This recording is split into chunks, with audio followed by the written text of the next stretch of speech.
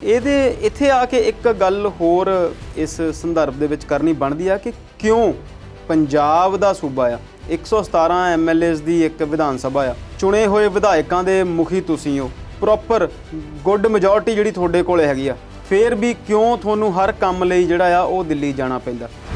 ਯਾਦ ਹੋਣਾ ਤੁਹਾਨੂੰ ਕਿ ਹੈਲੀਕਾਪਟਰ ਤੋਂ ਚੜ੍ਹੇ ਸੀ ਪੰਜਾਬ ਚੰਡੀਗੜ੍ਹ ਤੋਂ, ਤੇ ਕਿਤੇ ਉਹਨੇ ਜਾਣਾ ਸੀ ਤੇ ਰਸਤੇ 'ਚ ਉਹਨਾਂ ਨੇ ਦੱਸਿਆ ਦੂਸਰੇ ਦਿਨ ਹੀ ਉਹਦੀ ਅਖਬਾਰਾਂ 'ਚ ਖਬਰਾਂ ਆਈਆਂ ਕਿ ਉਹਨਾਂ ਨੇ ਮਾਈਨਿੰਗ ਹੁੰਦੀ ਦੇਖ ਲਈ ਤੇ ਬੜੇ ਵੱਡੇ ਆਦੇਸ਼ ਜਾਰੀ ਕਰਤੇ, ਆਪਾਂ ਇਹ ਕਰ ਦਿਆਂਗੇ ਉਹ ਕਰ ਦਿਆਂਗੇ, ਪਰ ਹੋਇਆ ਅਲਟੀਮੇਟਲੀ ਕੁਛ ਵੀ ਨਹੀਂ। ਜਦੋਂ ਵੀ ਕੋਈ ਨਵਾਂ ਬੰਦਾ ਆਉਂਦਾ ਆ ਉਹ ਵਾਅਦੇ ਵੀ ਕਰਦਾ ਆ, ਭਾਸ਼ਣ ਵੀ ਦਿੰਦਾ ਆ ਤੇ ਕੋਸ਼ਿਸ਼ ਵੀ ਕਰਦਾ, ਪਰ ਸਿਸਟਮ ਦੇ ਵਿੱਚ ਤਰੁੱਟੀਆਂ ਤੇ ਲੂਪ ਹੋਲਸ ਇੰਨੇ ਆ ਕਿ ਉਹ ਸਾਰੀਆਂ ਚੀਜ਼ਾਂ ਜਿਹੜੀਆਂ ਆ ਉਹ ਸੰਭਵ ਹੋ ਨਹੀਂ ਪਾਉਂਦੀਆਂ। ਕਮੈਂਟ ਵੀ ਕੀਤਾ ਸ਼੍ਰੋਮਣੀ ਅਕਾਲੀ ਦਲ ਨੇ ਕਿ ਦੋ ਹੀ ਨੇ, ਕੋਈ ਇੱਕ ਅੱਧਾ ਚਿਹਰਾ ਹੋਰ ਵੀ ਹੈਗਾ ਤੇ ਹੁਣ ਦੇ ਦਿਓ, ਬਾਅਦ ਵਿੱਚ ਫਿਰ ਤੁਸੀਂ 4-5 ਬਦਲ ਲੈਂਦੇ ਇੱਕ ਦਿਨ 'ਚ ਹੀ। ਕਿ ਕੈਪਟਨ ਸਾਹਿਬ ਇਹ ਕਹਿੰਦੇ ਆ ਕਿ ਰਾਜੇ ਦਾ ਕੰਮ ਜਾਂ ਮੁੱਖ ਮੰਤਰੀ ਦਾ ਕੰਮ ਸਰਕਾਰ ਚਲਾਉਣਾ ਆ, ਲੋਕਾਂ 'ਚ ਮੰਜਿਆਂ ਤੇ ਬਹਿ ਕੇ ਰੁਕਣਾ ਜਾਂ ਲੋਕਾਂ ਦੇ ਵਿੱਚ ਵਿਚਰਨਾ ਨਹੀਂ। ਮੈਂ ਇਹਨੂੰ ਇੱਦਾਂ ਦੇਖਦਾ ਕਿ ਹਰ ਬੰਦੇ ਦਾ ਕੰਮ ਕਰਨ ਦਾ ਤਰੀਕਾ ਜਿਹੜਾ ਆ ਉਹ ਇੱਕ ਡਿਫਰੈਂਟ, ਕਿ ਪੰਜਾਬ ਦੇ ਸਿਰ ਤੇ 3 ਲੱਖ ਕਰੋੜ ਦਾ ਕਰਜ਼ਾ ਆ ਤੇ ਇਦਾਂ ਦੀਆਂ ਯਾਤਰਾ ਨਹੀਂ ਹੋਣੀਆਂ ਚਾਹੀਦੀਆਂ, ਤੇ ਜੇ 3 ਲੱਖ ਕਰੋੜ ਦਾ ਕਰਜ਼ਾ ਆ ਤੇ ਲੱਖ ਹੋਰ ਵੱਧ ਜੂਗਾ, ਕਿੱਡਾ ਫਰਕ ਪੈਣਾ। ਤੁਸੀਂ ਵੀ ਉਸ ਕਰਜ਼ੇ 'ਚ ਬਹੁਤਾ ਹਿੱਸਾ ਪਾਇਆ ਹੋਇਆ। ਤੇ ਰਵੀਨ ਠਕਰਾਲ ਹੁਣ ਟਵੀਟ ਕਰ ਰਹੇ ਨੇ ਕਿ ਆਮ ਆਦਮੀ ਦੀ ਸਰਕਾਰ ਆ, ਮੈਨੂੰ ਹੁਣ ਪਤਾ ਲੱਗਿਆ, 4.5 ਸਾਲ ਨਹੀਂ ਪਤਾ ਲੱਗਿਆ ਕਿ ਸਰਕਾਰ ਕਿੰਨੇ ਕੁ ਖਰਚੇ ਕਰਦੀ ਰਹੀ ਹੈ ਤੇ ਕਿੰਨੇ ਕੁ ਨਹੀਂ ਖਰਚੇ ਕਰਦੀ ਰਹੀ। ਦੁਨੀਆ ਦੇ ਵਿੱਚ ਬੈਠੇ ਹੋਏ ਪੰਜਾਬੀ ਜਾਣਦੇ ਨੇ ਕਿ ਕੁਰਸੀ ਉਹਨਾਂ ਤੋਂ ਇਸੇ ਕਰਕੇ ਹੀ ਛੱਡੀ ਹੈ ਉਹਨਾਂ ਨੇ ਕਿ ਉਹਨਾਂ ਨੇ 4.5 ਸਾਲ ਬਿਲਕੁਲ ਕੋਈ ਸਹੀ ਤਰੀਕੇ ਨਾਲ ਮੁੱਖ ਮੰਤਰੀ ਵਾਲਾ ਕੋਈ ਕੰਮ ਨਹੀਂ ਕੀਤਾ, ਕੋਈ ਚੰਗੇ ਫੈਸਲੇ ਨਹੀਂ ਲਏ। ਉਸ ਤੋਂ ਵੀ ਅੱਗੇ ਜਾ ਕੇ ਫਿਰ ਕਿਤੇ ਜੱਟ ਨੇ, ਕਿਤੇ ਬ੍ਰਾਹਮਣ ਨੇ, ਕਿਤੇ ਦਲਿਤ ਨੇ, ਕਿਤੇ ਐਸਸੀ ਨੇ, ਕਿਤੇ ਓਬੀਸੀ ਨੇ, ਕਿਤੇ ਮੁਸਲਿਮ ਨੇ, ਕਿਤੇ ਸ਼ੀਆ ਨੇ, ਕਿਤੇ ਸੁੰਨੀ ਨੇ, ਪਤਾ ਨਹੀਂ ਕਿੰਨਿਆਂ ਭਾਗਾਂ ਦੇ ਵਿੱਚ ਇੱਥੇ ਸਾਰੀਆਂ ਚੀਜ਼ਾਂ ਜਿਹੜੀਆਂ ਆ ਉਹ ਵੰਡੀਆਂ ਗਈਆਂ। ਅਸਲ 'ਚ ਕੇਂਦਰ ਸਰਕਾਰ ਨੇ ਉੱਥੇ 100 ਰਿਲਾਇੰਸ ਸਟੋਰ ਖੋਲ੍ਹਣ ਨੂੰ ਮਨਜ਼ੂਰੀ ਦਿੱਤੀ। 100 ਸਟੋਰ ਖੁੱਲੂਗਾ ਤੇ 20,000 ਦੁਕਾਨਦਾਰ ਜਿਹੜਾ ਆ ਉਹ ਖਤਮ ਹੋਵੇਗਾ।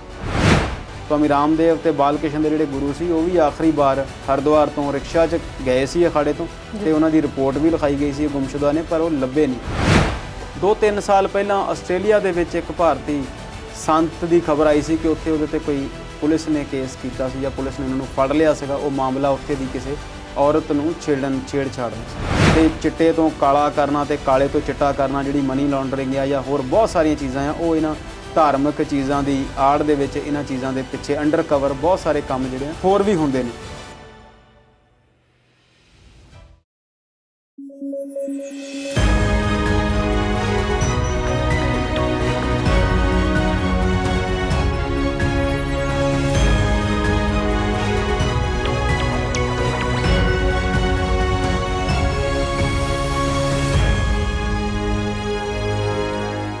ਪੰਜਾਬੀ ਨੈਸ਼ਨਲ ਟੀਵੀ ਦੇ ਵਿਚਾਰ ਚਰਚਾ ਪ੍ਰੋਗਰਾਮ 'ਚ ਦਰਸ਼ਕਾਂ ਦਾ ਬਹੁਤ-ਬਹੁਤ ਸਵਾਗਤ ਕਰਦੇ ਹਾਂ। ਆਲੇ ਦੁਆਲੇ ਝਾਤ ਮਾਰੋ ਤੇ ਪੰਜਾਬ ਨੂੰ ਨਵੇਂ ਕਪਤਾਨ ਮਿਲ ਚੁੱਕੇ ਨੇ, ਪਰ ਟੀਮ ਦਾ ਐਲਾਨ ਹਾਲੇ ਕਿਉਂ ਨਹੀਂ ਹੋਇਆ? ਸ਼੍ਰੋਮਣੀ ਅਕਾਲੀ ਦਲ ਤੇ ਸੰਯੁਕਤ ਕਿਸਾਨ ਮੋਰਚੇ ਵੱਲੋਂ ਪ੍ਰੈਸ ਕਾਨਫਰੰਸਾਂ ਦਾ ਦੌਰ ਕਿਉਂ ਜਾਰੀ ਹੈ? ਜੰਮੂ 'ਚ ਵਪਾਰੀਆਂ ਦਾ ਅੱਜ ਬੰਦ ਦਾ ਸੱਦਾ ਕਿਉਂ ਹੈ? ਇਸ ਤੋਂ ਇਲਾਵਾ ਕੁਝ ਹੋਰ ਮੁੱਦੇ ਵਿਚਾਰਾਂਗੇ ਆਪਣੇ ਮਾਹਿਰ ਮਹਿਮਾਨ ਦੇ ਨਾਲ, ਤੇ ਸਾਡੇ ਨਾਲ ਸਟੂਡੀਓ 'ਚ ਮੌਜੂਦ ਨੇ ਅੰਮ੍ਰਿਤਪਾਲ ਸ਼ਰਮਾ ਜੀ। ਸ਼ਰਮਾ ਜੀ, ਤੁਹਾਡਾ ਬਹੁਤ-ਬਹੁਤ ਸਵਾਗਤ। ਸ਼ੁਕਰੀਆ ਜੀ, ਸਤਿ ਸ਼੍ਰੀ ਅਕਾਲ। ਸ਼ਰਮਾ ਜੀ, ਸਭ ਤੋਂ ਪਹਿਲਾਂ ਤਾਂ ਮੈਨੂੰ ਇਹ ਦੱਸੋ ਵੀ ਕੱਲ ਜਿਹੜਾ ਪ੍ਰਾਈਵੇਟ ਚਾਰਟਰ ਗਿਆ ਸੀ 16 ਸੀਟਾਂ ਵਾਲਾ ਸੀ, ਬੰਦੇ 5 ਹੀ ਗਏ ਸੀ, ਤੁਹਾਨੂੰ ਸੀਟ ਮਿਲੀ ਉੱਥੇ ਕਿ ਨਹੀਂ? ਨਹੀਂ, ਮੈਨੂੰ ਸੀਟ ਨਹੀਂ ਮਿਲੀ ਕਿਉਂਕਿ ਮੈਂ ਦਿੱਲੀ ਜਾਣ ਦਾ ਕੋਈ ਇਰਾਦਾ ਨਹੀਂ ਸੀ ਜੀ। ਤੇ ਦੂਸਰੀ ਗੱਲ ਇਹ ਆ ਕਿ ਉਹ ਚਾਰਟਰ ਜਿਹੜਾ ਆ ਉਹ ਸਪੈਸ਼ਲ ਵੈਰੀ ਇੰਪੋਰਟੈਂਟ ਜਿਹੜੇ ਬੰਦੇ ਆ ਉਹਨਾਂ ਲਈ ਸੀਗਾ ਜੀ। ਚੁਟਕਲੇ ਸੁਣਾਉਣੇ ਸੀ ਉਹਨਾਂ ਨੇ, ਸ਼ੇਰੋ ਸ਼ਾਇਰੀ ਕਰਨੀ ਸੀ, ਫਿਰ ਸਾਡਾ ਉੱਥੇ ਕੰਮ ਘੱਟ ਸੀ ਜੀ। ਤੇ ਉਸ ਤੋਂ ਪਹਿਲਾਂ ਤੁਸੀਂ ਮੌਸਮ ਦੇਖੋ ਕਿ ਇਹਨਾਂ ਦਿਨਾਂ 'ਚ ਮੌਨਸੂਨ ਆਮ ਤੌਰ ਤੇ ਵਾਪਸ ਚਲੇ ਜਾਂਦੀ ਹੁੰਦੀ ਹੈ, ਪਰ ਹਾਲੇ ਤੱਕ ਪੰਜਾਬ ਦੇ ਵਿੱਚ ਖਾਸਾ ਜਿਹੜਾ ਬਾਰਿਸ਼ ਆ ਉਹ ਹੋ ਰਹੀ ਆ। ਮੌਸਮ ਚੰਗਾ ਬਣਿਆ ਹੋਇਆ, ਖੇਤੀ ਦੇ ਲਿਹਾਜ਼ ਤੋਂ ਇਹ ਕੁਝ ਠੀਕ ਵੀ ਆ। ਗੰਨੇ ਦੀ ਫਸਲ ਦੀ ਜੇ ਗੱਲ ਕਰੀਏ, ਪਰ ਜਦੋਂ ਝੋਨੇ ਦੀ ਗੱਲ ਕਰਦੇ ਆ ਤੇ ਉਹ ਪੱਕਣ ਤੇ ਆਇਆ ਹੋਇਆ, ਤੇ ਉਹਦੇ ਲਈ ਹੁਣ ਜਿਹੜਾ ਬਹੁਤਾ ਮੀਂਹ ਆ ਉਹ ਠੀਕ ਨਹੀਂ। ਜੇ ਹਵਾ ਵਗਦੀ ਆ ਤੇ ਉਹਦਾ ਨੁਕਸਾਨ ਵੀ ਨਜ਼ਰ ਆਉਂਦਾ। ਤੇ ਦੁਆਬਾ ਜਿਸ ਖਿੱਤੇ 'ਚ ਨਾਲ ਸਾਡਾ ਵਾਹ ਵਾਸਤਾ ਪੈਂਦਾ, ਉੱਥੇ ਜਿਹੜੀ ਆਲੂ ਦੀ ਫਸਲ ਆ ਉਹਦੀ ਬਿਜਾਈ ਹੋਣੀ ਆ, ਤੇ ਉਹਦੇ ਲਈ ਹੁਣ ਜਿਹੜਾ ਬਿਜਾਈ ਨੂੰ ਲੇਟ ਕਰ ਰਿਹਾ। ਤੇ ਸਬਜ਼ੀ ਜਿਹੜੀ ਆ ਉਹ ਜਦੋਂ ਥੋੜ੍ਹੀ ਬਹੁਤ ਹੀ ਅੱਗੇ ਪਿੱਛੇ ਹੋ ਜਾਏ ਤਾਂ ਉਹਦੀਆਂ ਭਾਅ ਤੇ ਉਹਦੀਆਂ ਕੀਮਤਾਂ ਦੇ ਵਿੱਚ ਬਹੁਤ ਜਿਹੜਾ ਅਸਰ ਉਹ ਦੇਖਣ ਨੂੰ ਮਿਲਦਾ ਜੀ। ਤੇ ਮੈਨੂੰ ਲੱਗਦਾ ਹੈ ਕਿ ਗਲੋਬਲ ਵਾਰਮਿੰਗ ਦਾ ਅਸਰ ਮੌਸਮ ਤੇ ਵੀ ਪੈ ਰਿਹਾ। ਹੋ ਸਕਦਾ ਗਲੋਬਲ ਵਾਰਮਿੰਗ ਦਾ ਅਸਰ ਜਿਹੜਾ ਆ ਮੌਸਮ ਤੇ ਵੀ ਪੈਣਾ ਹੀ ਆ, ਓਬਵੀਅਸਲੀ ਉਹ ਮੌਸਮ ਨਾਲ ਜੁੜੀ ਹੋਈ ਗੱਲ ਹੈ। ਪਰ ਇਹ ਕਈ ਵਾਰ ਇੱਦਾਂ ਹੋ ਜਾਂਦਾ ਆ ਕਿ ਸਤੰਬਰ ਦੇ ਦੂਸਰੇ ਹਾਫ ਤੱਕ ਵੀ ਜਿਹੜੀ ਮੌਨਸੂਨ ਆ ਉਹ ਰਹਿ ਜਾਂਦੀ ਆ, ਤੇ ਉਹਨੂੰ ਮੁੜਦਿਆਂ ਲੇਟ ਹੋ ਜਾਂਦੀ ਆ ਕਈ ਵਾਰੀ।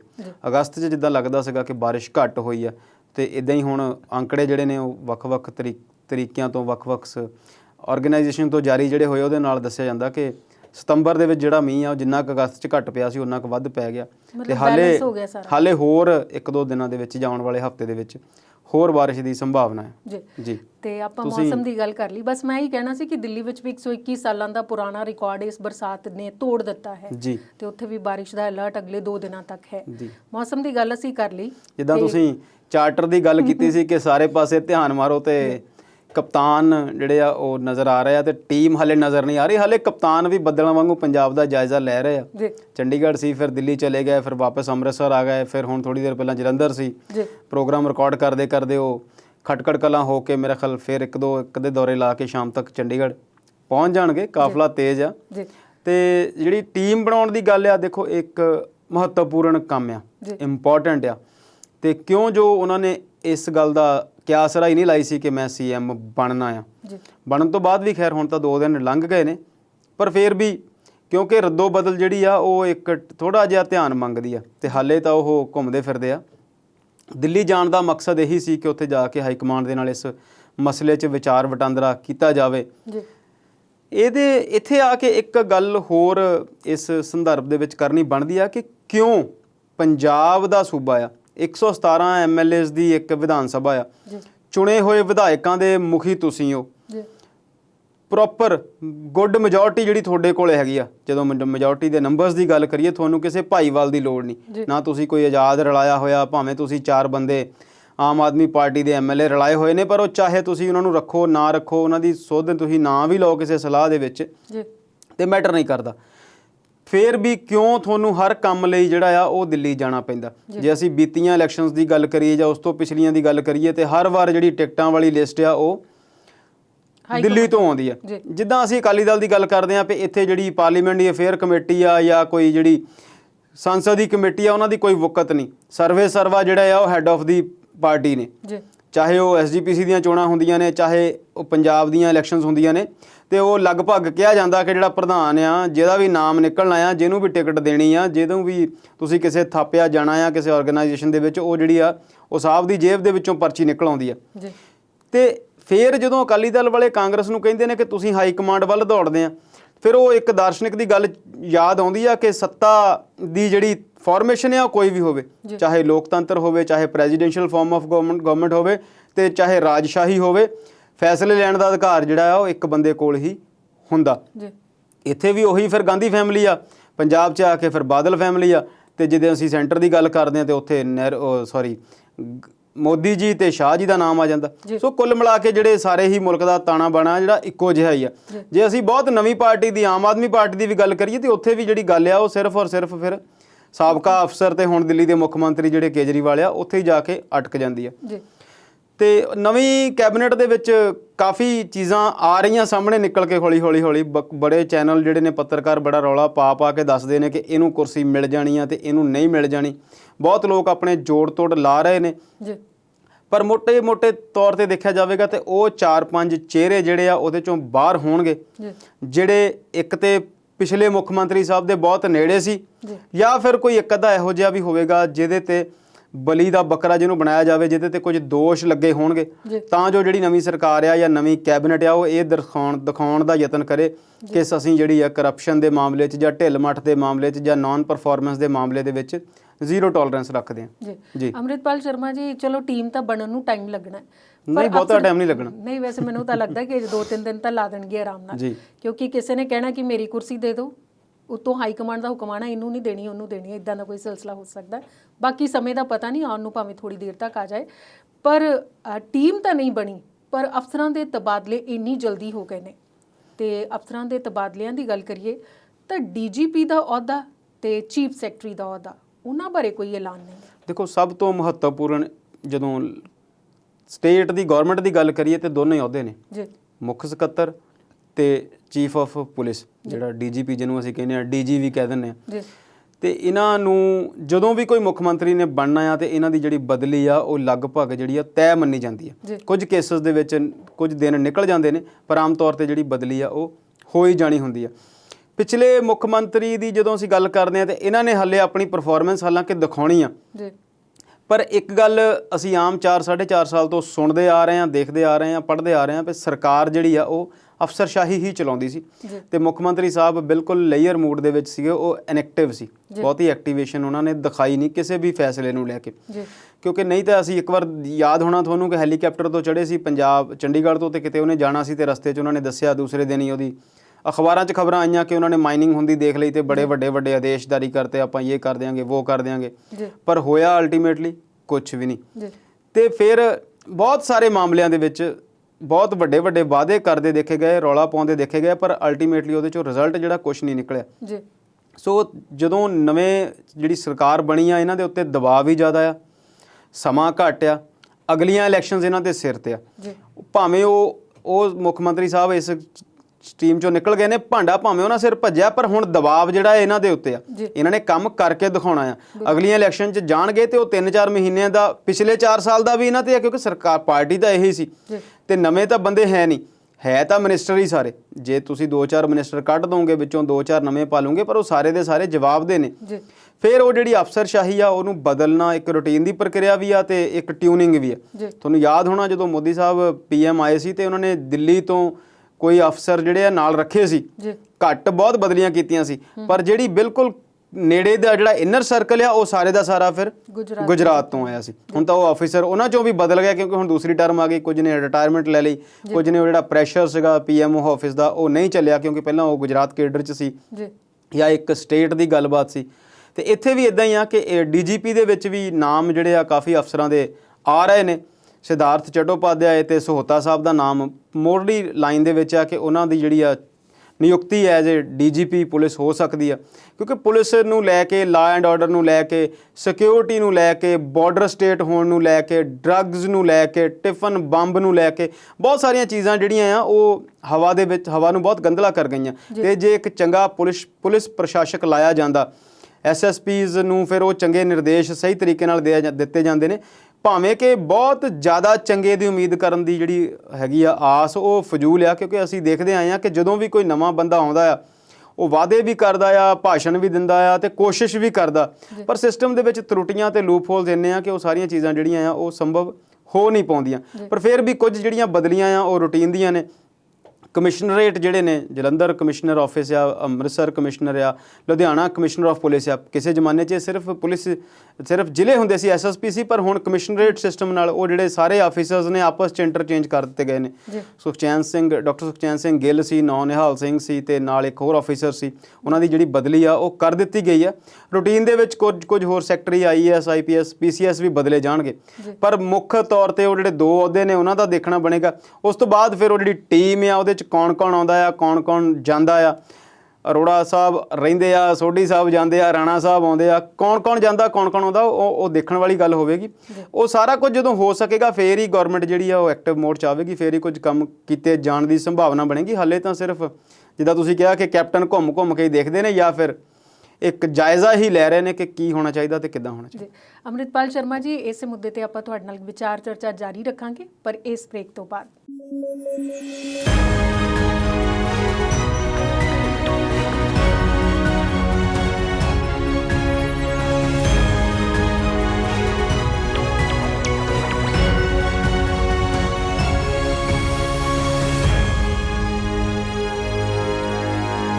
ਵਕਫੇ ਤੋਂ ਬਾਅਦ ਵਿਚਾਰ ਚਰਚਾ ਪ੍ਰੋਗਰਾਮ 'ਚ ਦਰਸ਼ਕਾਂ ਦਾ ਸਵਾਗਤ ਕਰਦੇ ਹਾਂ। ਸ਼ਰਮਾ ਜੀ, ਗੱਲ ਪੰਜਾਬ ਦੀ ਚੱਲ ਰਹੀ ਹੈ ਤੇ ਪੰਜਾਬ ਦੀ ਸਿਆਸਤ ਦੇ ਵਿੱਚ ਇਸ ਵੇਲੇ ਜਿਹੜੀ ਹਲਚਲ ਹੈ ਨਾ, ਉਹ ਇੱਕ ਤਾਂ ਕਿਸੇ ਦੀ ਯਾਤਰਾ ਨੂੰ ਲੈ ਕੇ ਟਵੀਟ ਦੀ ਹੈ, ਇੱਕ ਚਾਹ ਦੀ ਪਿਆਲੀ ਦੇ ਨਾਲ ਸ਼ੇਰੋ ਸ਼ਾਇਰੀ ਦੀ ਹੈ। ਟਵੀਟ ਵਾਲੀ ਗੱਲ ਬਾਅਦ 'ਚ, ਪਹਿਲਾਂ ਚਾਹ ਦੀ ਪਿਆਲੀ ਦੇ ਨਾਲ ਸ਼ੇਰੋ ਸ਼ਾਇਰੀ ਦਾ ਅੰਦਾਜ਼, ਸੰਗਤ ਦੀ ਰੰਗਤ ਕਿਹਨੂੰ ਚੜ ਗਈ ਹੈ? ਦੇਖੋ ਜੀ, ਉਹ ਕਹਿੰਦੇ ਆ ਕਿ ਗਵਾਂਢੀ ਦਾ ਜਿਹੜਾ ਰੂਪ ਆ ਉਹ ਭਾਵੇਂ ਨਾ ਆਵੇ, ਮੱਤ ਜ਼ਰੂਰ ਆ ਜਾਂਦੀ ਆ। ਮੁੱਖ ਮੰਤਰੀ ਬਣ ਗਏ ਨੇ ਚਰਨਜੀਤ ਸਿੰਘ ਚੰਨੀ ਤੇ ਉਹਨਾਂ ਦਾ ਜਿਹੜਾ ਸਾਥ ਆ ਉਹ ਅੱਜ ਕੱਲ੍ਹ ਨਵਜੋਤ ਸਿੰਘ ਸਿੱਧੂ ਦੇ ਨਾਲ ਜ਼ਿਆਦਾ ਆ, ਕਿਉਂਕਿ ਕਾਂਗਰਸ ਨੇ ਵੀ ਕਹਿ ਦਿੱਤਾ ਕਿ ਇਹ ਦੋਨੇ ਹੀ ਪਾਰਟੀ ਨੇ, ਹੁਣ ਦੋਨੇ ਪਾਰਟੀ ਦੇ ਮੁੱਖ ਚਿਹਰੇ ਨੇ। ਰਾਵਤ ਜੀ ਨੂੰ ਪਹਿਲਾਂ ਕਿਹਾ ਸੀਗਾ ਕਿ ਅਗਲੀ ਜਿਹੜੀ ਜਦੋਂ ਇਲੈਕਸ਼ਨ ਹੋਊਗੀ 22 ਦੀ ਤੇ ਉਹਦੇ 'ਚ ਸਿੱਧੂ ਚਿਹਰਾ ਹੋਣਗੇ। ਫਿਰ ਸੁਨੀਲ ਜਾਖੜ ਸਾਹਿਬ ਨੇ ਉਹਦਾ ਵਿਰੋਧ ਕੀਤਾ, ਉਹਦੇ ਲਈ ਕਾਫੀ ਸੀਰੀਅਸ ਤੇ ਚੰਗੀਆਂ ਗੱਲਾਂ ਦੱਸੀਆਂ ਕਿ ਇੱਦਾਂ ਤਾਂ ਤੁਸੀਂ ਬੰਦੇ ਨੂੰ ਬਣਨ ਤੋਂ ਪਹਿਲਾਂ ਹੀ ਉਹਦੀ ਜਿਹੜੀ ਪਾਵਰ ਹੈ ਉਹ ਘਟਾ ਰਹੇ ਆ। ਫਿਰ ਪਾਰਟੀ ਨੇ ਕਿਹਾ ਕਿ ਨਹੀਂ, ਉਹ ਸਰਕਾਰ ਦਾ ਚਿਹਰਾ ਨੇ ਤੇ ਇਹ ਪਾਰਟੀ ਦਾ ਚਿਹਰਾ ਨੇ। ਜਦੋਂ ਇਲੈਕਸ਼ਨ ਹੋਣਗੀਆਂ ਤਾਂ ਇਹ ਮਿਲ ਕੇ ਕੰਮ ਕਰਨਗੇ। ਹਾਲਾਂਕਿ ਉਹਦੇ ਤੇ ਕਮੈਂਟ ਵੀ ਕੀਤਾ ਸ਼੍ਰੋਮਣੀ ਅਕਾਲੀ ਦਲ ਨੇ ਕਿ ਦੋ ਹੀ ਨੇ, ਕੋਈ ਇੱਕ ਅੱਧਾ ਚਿਹਰਾ ਹੋਰ ਵੀ ਹੈਗਾ ਤੇ ਹੁਣ ਦੇ ਦਿਓ, ਬਾਅਦ ਵਿੱਚ ਫਿਰ ਤੁਸੀਂ 4-5 ਬਦਲ ਲੈਨੇ ਇੱਕ ਦਿਨ 'ਚ ਹੀ। ਚਲੋ ਇੱਕ ਉਹਨਾਂ ਦਾ ਵਿਰੋਧੀ ਸੀ, ਉਹਨਾਂ ਨੇ ਵਿਰੋਧ ਕਰਨਾ ਸੀ। ਤੇ ਤੁਸੀਂ ਜਿਹੜੀ ਚਾਹ ਦੀ ਗੱਲ ਕਰਦੇ ਹੋ, ਅੰਮ੍ਰਿਤਸਰ ਦੌਰੇ ਤੇ ਸੀ ਤੇ ਰਸਤੇ 'ਚ ਜਦੋਂ ਆ ਕੇ ਰੁਕੇ ਤੇ ਫਿਰ ਇਹ ਐਕਚੁਅਲ 'ਚ ਇਹਨੂੰ ਇਦਾਂ ਸਮਝੋ ਪਰਮਿੰਦਰ ਜੀ ਕਿ ਇਹ ਫਰਕ ਆ ਮੁੱਖ ਮੰਤਰੀ ਦਾ ਤੇ ਮੁੱਖ ਮੰਤਰੀ ਦਾ। ਅਸੀਂ ਇਦਾਂ ਵੀ ਕਹਿੰਦੇ ਆ ਕਿ ਕੋਈ ਵੀ ਦੋ ਇਨਸਾਨ ਇੱਕੋ ਜਿਹੇ ਨਹੀਂ ਹੁੰਦੇ ਜੀ। ਜਿਹੜਾ ਕੈਪਟਨ ਅਮਰਿੰਦਰ ਸਿੰਘ ਦਾ ਦੌਰ ਸੀ ਜਾਂ ਉਹਨਾਂ ਦਾ ਜਿਹੜਾ ਟਾਈਮ ਸੀ ਜਾਂ ਉਹਨਾਂ ਦਾ ਜਿਹੜਾ ਕੰਮ ਕਰਨ ਦਾ ਸਟਾਈਲ ਸੀ, ਉਹ ਹਮੇਸ਼ਾ ਇੱਕ ਵੱਖਰਾ ਰਹਿਣ ਦੇ ਵਿੱਚ ਤੇ ਰਾਜਾਸ਼ਾਹੀ ਵਾਂਗ ਬਿਹੇਵ ਕਰਦੇ ਨੇ। ਮਤਲਬ ਕਿਹਾ ਜਾਂਦਾ ਕਿ ਉਹਨਾਂ ਨੂੰ ਮਿਲਣ ਲਈ ਜਿਹੜੇ MLAs ਨੇ ਉਹ ਵੀ ਤਰਸਦੇ ਰਹਿ ਜਾਂਦੇ ਨੇ। ਬੜੀਆਂ ਇਦਾਂ ਦੀਆਂ ਘਟਨਾਵਾਂ ਤੇ ਬੜੀਆਂ ਸੁਰਖੀਆਂ ਸੁਣਨ ਨੂੰ ਮਿਲਦੀਆਂ ਕਿ ਉਹ ਕਿਤੇ ਠਹਿਰੇ ਹੋਏ ਸੀ ਤੇ ਕੋਈ ਆਫਿਸਰ ਜਾਂ ਕੋਈ MLA ਉਹਨਾਂ ਨੂੰ ਆ ਕੇ ਜੇ ਮਿਲਣਾ ਵੀ ਚਾਹੁੰਦਾ ਸੀ ਤਾਂ ਉਹ ਮਿਲਦੇ ਨਹੀਂ ਸੀ। ਇੱਦਾਂ ਵੀ ਕਿਹਾ ਜਾਂਦਾ ਕਿ ਇੱਕ ਵਾਰੀ ਕਿਸੇ MLA ਨੇ ਆ ਕੇ ਉਹਨਾਂ ਨੂੰ ਕਿਹਾ ਕਿ ਆਹ ਇੱਕ ਕਾਰਡ ਆ ਇਨਵੀਟੇਸ਼ਨ ਦਾ ਤੇ ਤੁਸੀਂ ਤੁਹਾਡੇ ਲਈ ਆ, ਤੇ ਉਹਨੇ ਉਹਨੂੰ ਪੁੱਛਿਆ ਕਿ ਆਰ ਵੀ ਫਰੈਂਡਸ ਜੀ, ਤੇ ਉਹ ਕਹਿੰਦਾ, ਉਹ ਫਿਰ ਚੁੱਪ ਹੋ ਗਿਆ, ਸਟਨ ਹੋ ਗਿਆ। ਸੋ ਬੜੀਆਂ ਕਿਦਵੰਤੀਆਂ, ਬੜੀਆਂ ਜਿਹੜੀਆਂ ਘਟਨਾਵਾਂ ਉਹਨਾਂ ਨਾਲ ਜੁੜੀਆਂ ਹੋਈਆਂ। ਇਸੇ ਤਰ੍ਹਾਂ ਦੀਆਂ ਘਟਨਾਵਾਂ ਜਿਹੜੇ ਐਕਸ DGP ਹੁਣ ਕੇਸ ਭੁਗਤਦੇ ਆ ਉਹਨਾਂ ਦੇ ਬਾਰੇ ਵੀ ਆ ਕਿ ਜਦੋਂ ਉਹ ਵਿਜੀਲੈਂਸ ਦੇ ਚੀਫ ਸੀ, ਆਪਣੇ ਦਫ਼ਤਰ 'ਚ ਹੁੰਦੇ ਸੀ ਤੇ ਉਹਨਾਂ ਨੂੰ ਕੋਈ MLA ਜਾਂ ਕੋਈ ਮਿਨਿਸਟਰ ਵੀ ਆ ਕੇ ਮਿਲ ਨਹੀਂ ਸਕਦਾ ਸੀ। ਉਹਨਾਂ ਤੱਕ ਪਹੁੰਚ ਸਿਰਫ ਹੋਮ ਮਿਨਿਸਟਰ ਤੇ ਚੀਫ ਮਿਨਿਸਟਰ ਦੀ ਸੀ ਜਾਂ ਕੋਈ ਇੱਕ ਅੱਧਾ ਬਹੁਤ ਜਿਹੜਾ ਪਾਵਰਫੁਲ ਮੰਤਰੀ ਸੀ ਉਹ। ਸੋ ਇਹ ਇੱਕ ਕੰਮ ਕਰਨ ਦਾ ਫਰਕ ਆ ਕਿ ਕੈਪਟਨ ਸਾਹਿਬ ਇਹ ਕਹਿੰਦੇ ਆ ਕਿ ਰਾਜੇ ਦਾ ਕੰਮ ਜਾਂ ਮੁੱਖ ਮੰਤਰੀ ਦਾ ਕੰਮ ਸਰਕਾਰ ਚਲਾਉਣਾ ਆ, ਲੋਕਾਂ 'ਚ ਮੰਜਿਆਂ ਤੇ ਬਹਿ ਕੇ ਰੁਕਣਾ ਜਾਂ ਲੋਕਾਂ ਦੇ ਵਿੱਚ ਵਿਚਰਨਾ ਨਹੀਂ।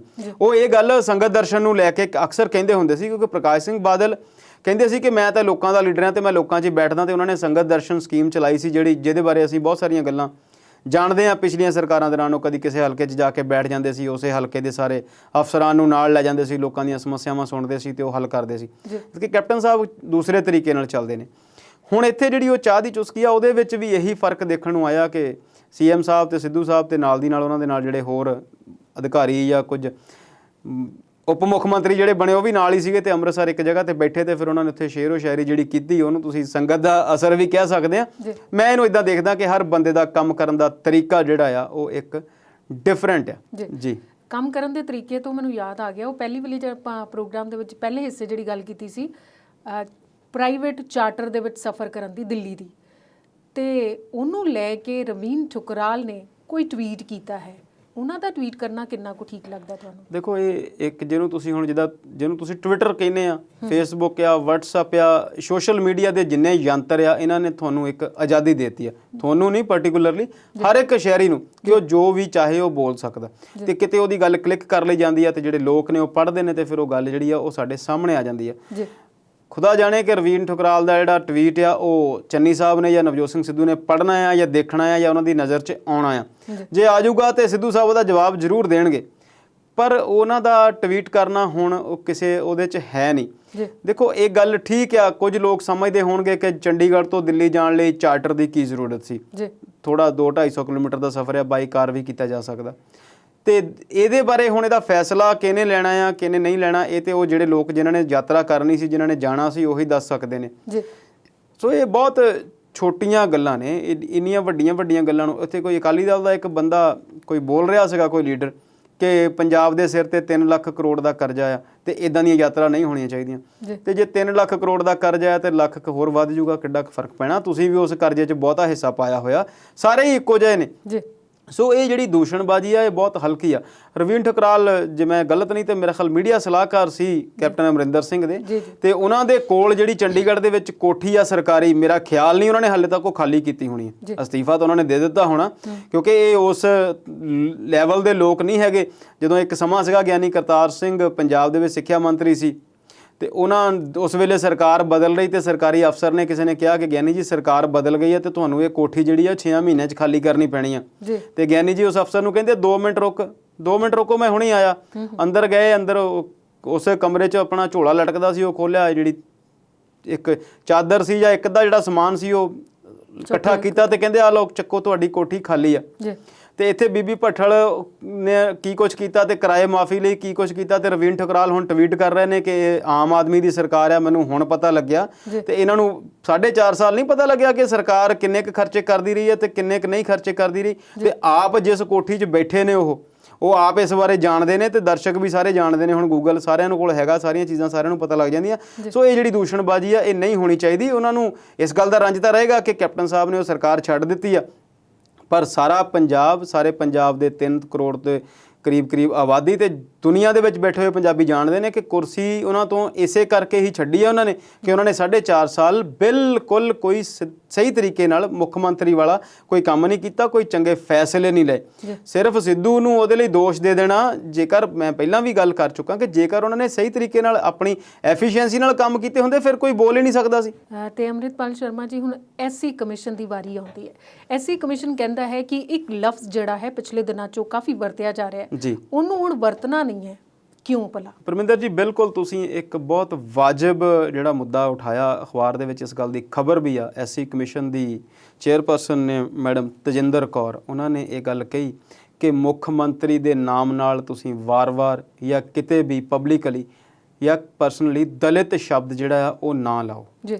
ਉਹਨਾਂ ਨੇ ਕਿਹਾ ਕਿ ਸੰਵਿਧਾਨ ਦੇ ਵਿੱਚ ਇਸ ਨਾਂ ਦਾ ਕੋਈ ਸ਼ਬਦ ਨਹੀਂ ਹੈਗਾ। ਮੈਨੂੰ ਇਸ ਗੱਲ ਦੇ ਉੱਤੇ ਪਹਿਲਾਂ ਵੀ ਬਹੁਤ ਹੈਰਾਨੀ ਹੁੰਦੀ ਆ, ਪਰੇਸ਼ਾਨੀ ਹੁੰਦੀ ਆ, ਦੁੱਖ ਵੀ ਹੁੰਦਾ ਕਿ ਅਸੀਂ 21ਵੀਂ ਸਦੀ 'ਚ ਰਹਿ ਰਹੇ ਹਾਂ। ਚਾਹੇ ਪੰਜਾਬ ਦੀ ਗੱਲ ਕਰ ਲਓ, ਚਾਹੇ ਯੂਪੀ ਦੀ ਗੱਲ ਕਰ ਲਓ, ਚਾਹੇ ਬੰਗਾਲ ਦੀ ਗੱਲ ਕਰ ਲਓ, ਚਾਹੇ ਅਸਾਮ ਦੀ ਗੱਲ ਕਰ ਲਓ, ਕਿਤੇ ਰੋਹਿੰਗਿਆ ਆ, ਕਿਤੇ ਬੰਗਾਲੀਜ਼ ਆ, ਕਿਤੇ ਪੰਜਾਬੀ ਆ ਤੇ ਕਿਤੇ ਯੂਪੀ ਦੇ ਲੋਕ ਨੇ। ਇੱਥੇ ਹਿੰਦੁਸਤਾਨੀ ਕੋਈ ਨਹੀਂ।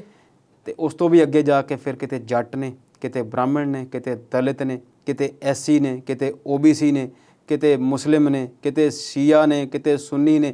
ਪਤਾ ਨਹੀਂ ਕਿੰਨਿਆਂ ਭਾਗਾਂ ਦੇ ਵਿੱਚ ਇੱਥੇ ਸਾਰੀਆਂ ਚੀਜ਼ਾਂ ਜਿਹੜੀਆਂ ਆ ਉਹ ਵੰਡੀਆਂ ਗਈਆਂ।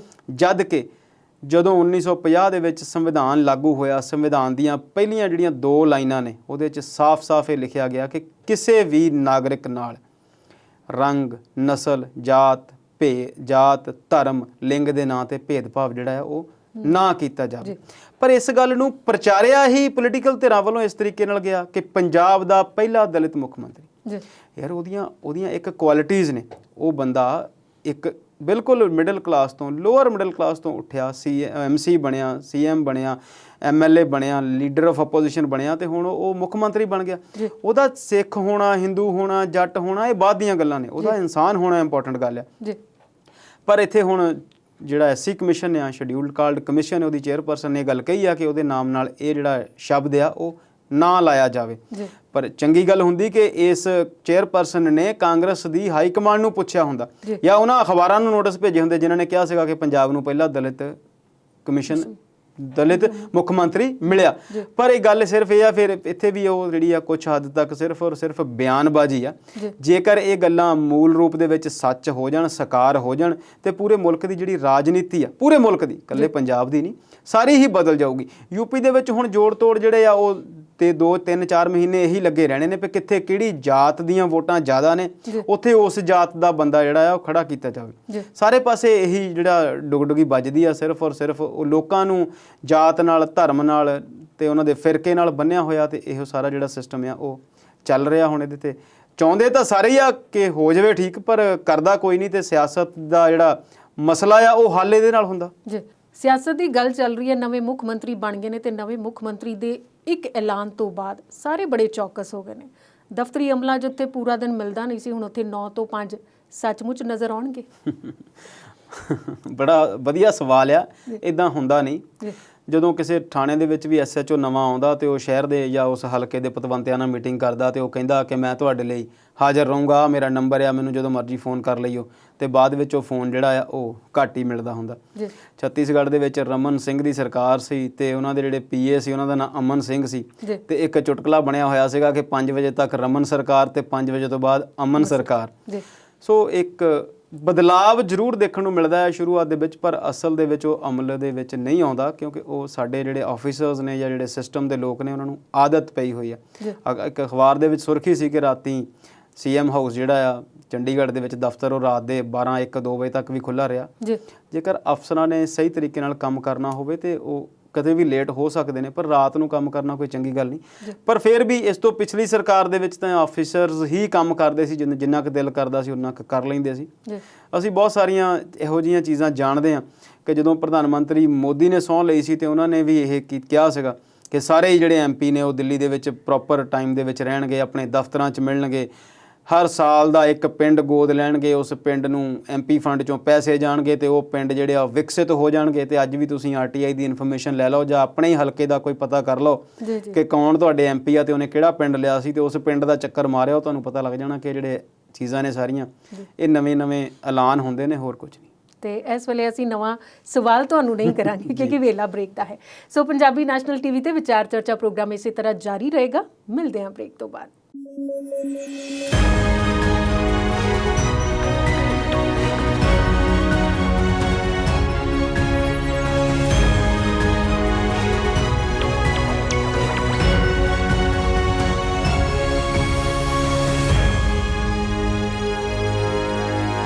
ਵਕਫੇ ਤੋਂ ਬਾਅਦ ਵਿਚਾਰ ਚਰਚਾ ਪ੍ਰੋਗਰਾਮ 'ਚ ਦਰਸ਼ਕਾਂ ਦਾ ਸਵਾਗਤ ਕਰਦੇ ਹਾਂ।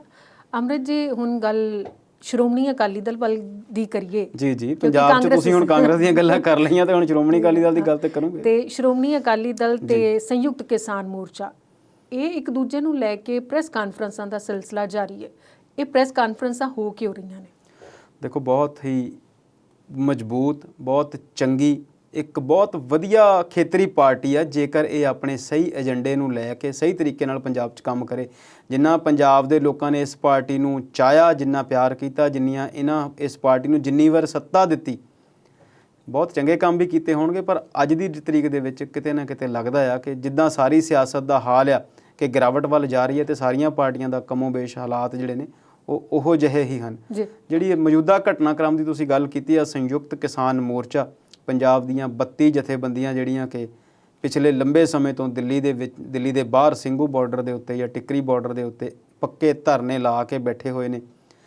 ਕੇਂਦਰ ਸਰਕਾਰ ਨਾਲ ਇੱਕ ਗੱਲ ਤੇ ਟਕਰਾਅ ਬਣਿਆ ਹੋਇਆ ਕਿ ਜਿਹੜੇ 3 ਕਾਨੂੰਨ ਉਹਨਾਂ ਨੇ ਪਾਸ ਕੀਤੇ ਹੋਏ ਨੇ, ਸਟੋਰੇਜ ਦੇ ਲਈ, ਕੰਟਰੈਕਟ ਫਾਰਮਿੰਗ ਦੇ ਲਈ, ਜਾਂ ਫਿਰ ਮੰਡੀਕਰਨ ਦੇ ਵਿੱਚ ਲੋੜੀਂਦੇ ਬਦਲਾਵ ਕਰਨ ਦੇ ਲਈ, ਜਿਹੜੇ ਕਿ ਕਿਸਾਨਾਂ ਨੂੰ ਲੱਗਦਾ ਕਿ ਸਾਡੇ ਖਿਲਾਫ ਨੇ ਤੇ ਸਰਕਾਰ ਨੂੰ ਲੱਗਦਾ ਕਿ ਉਹ ਕਿਸਾਨਾਂ ਲਈ ਹਿੱਤ ਵਿੱਚ ਨੇ, ਤੇ ਅਸਲ ਦੇ ਵਿੱਚ ਉਹ ਲੁਕਵੇਂ ਤਰੀਕੇ ਨਾਲ ਜਿਹੜੀ ਕਾਰਪੋਰੇਟ ਫਾਰਮਿੰਗ ਆ ਉਹਦੇ ਵੱਲ ਨੂੰ ਲੈ ਕੇ ਜਾ ਰਹੇ ਨੇ ਮੁਲਕ ਨੂੰ।